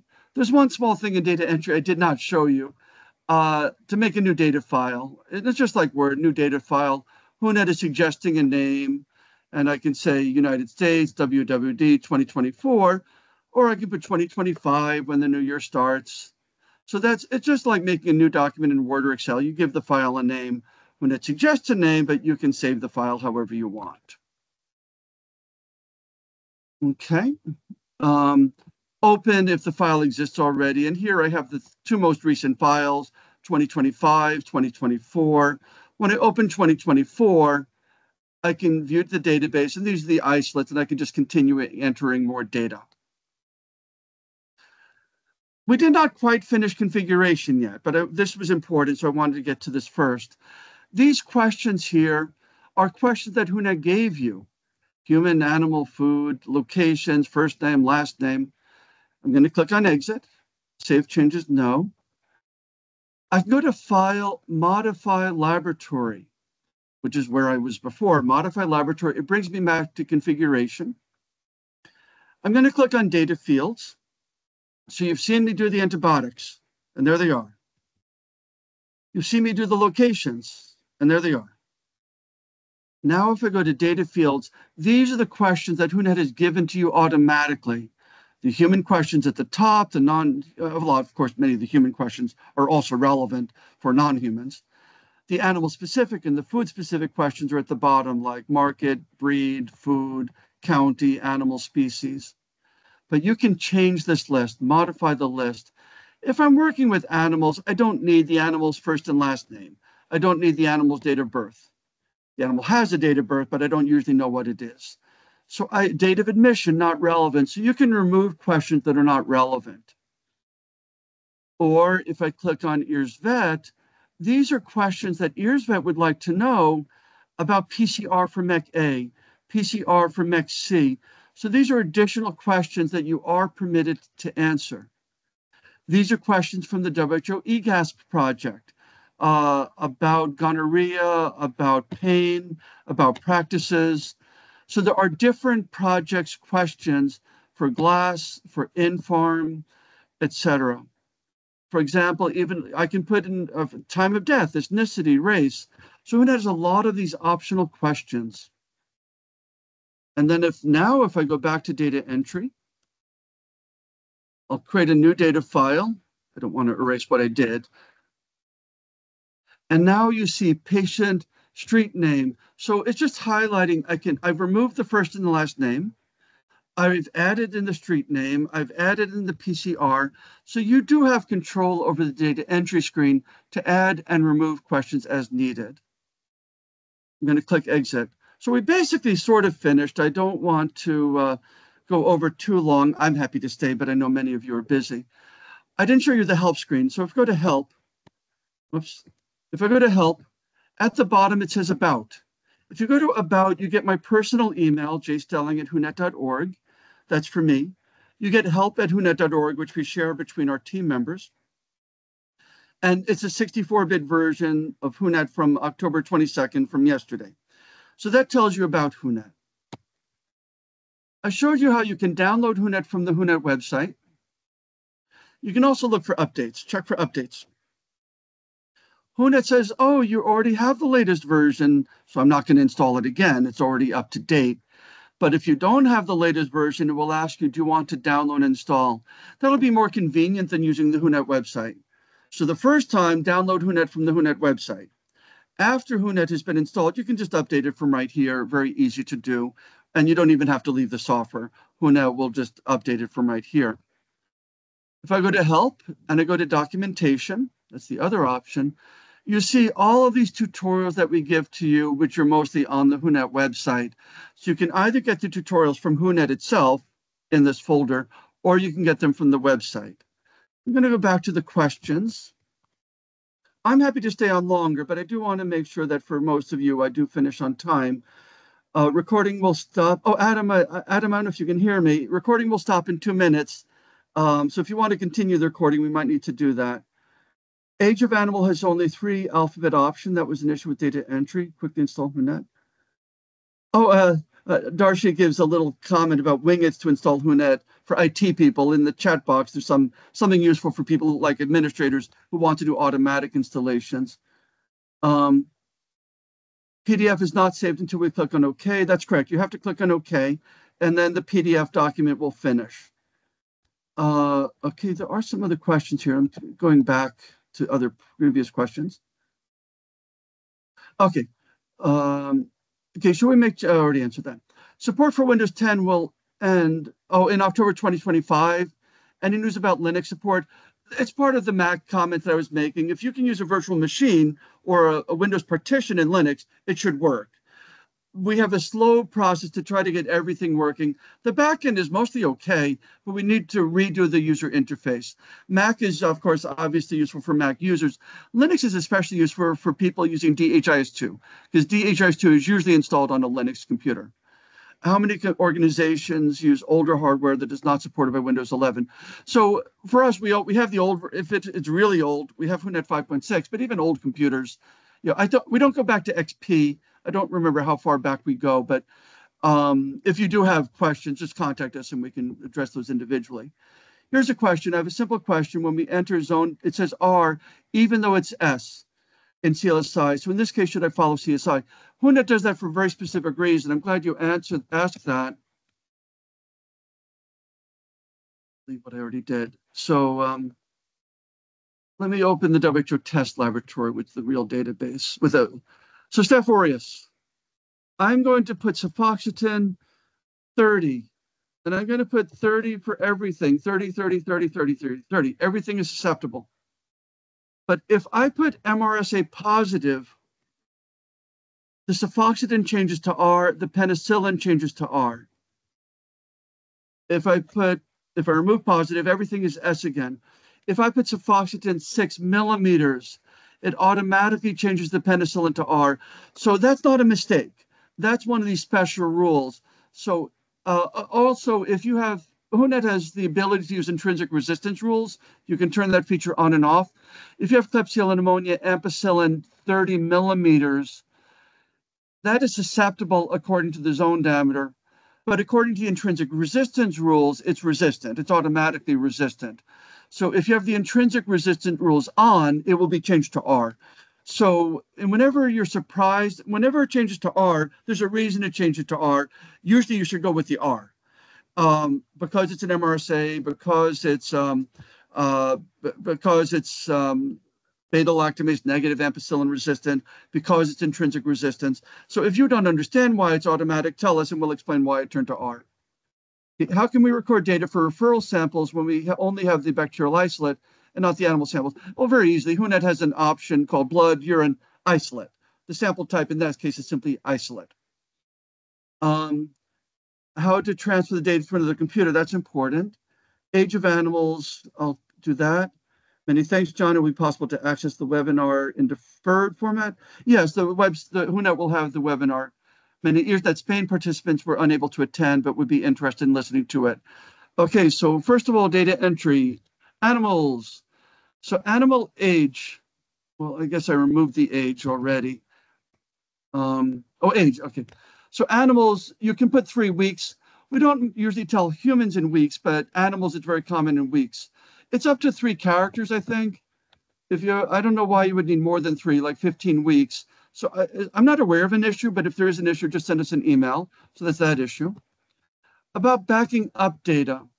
So all of the things that you've seen today, I'm going to the C drive. I'm going to the WHONET folder. I also have WHONET 5 for old questions. But here's the WHONET folder. Everything is here. If I just copy and paste this to a different location on a different drive, on a memory stick, in Google Drive, it backs up everything. I've got a ton of stuff in my drive, but it's copying everything over. That's if you want to back up everything. If I go inside of WHONET, I can just back up the data files, and then you just back up this one folder. Or if I go to my laboratory configurations, here they are. They begin with lab, WHO test. So if you copy these files to a different computer by email, by memory stick, that's your configuration. So I made this file today called labusa.wwd. If you copy that file to your home computer, that would copy your configuration. If I go to the data folder, then you can copy the entire folder, or you can just copy the files that you would like to do. So that's how you back it up. Everything's in the WHONET folder by default, but you might want to save the data on a P drive, T drive, Google Drive, or someplace else.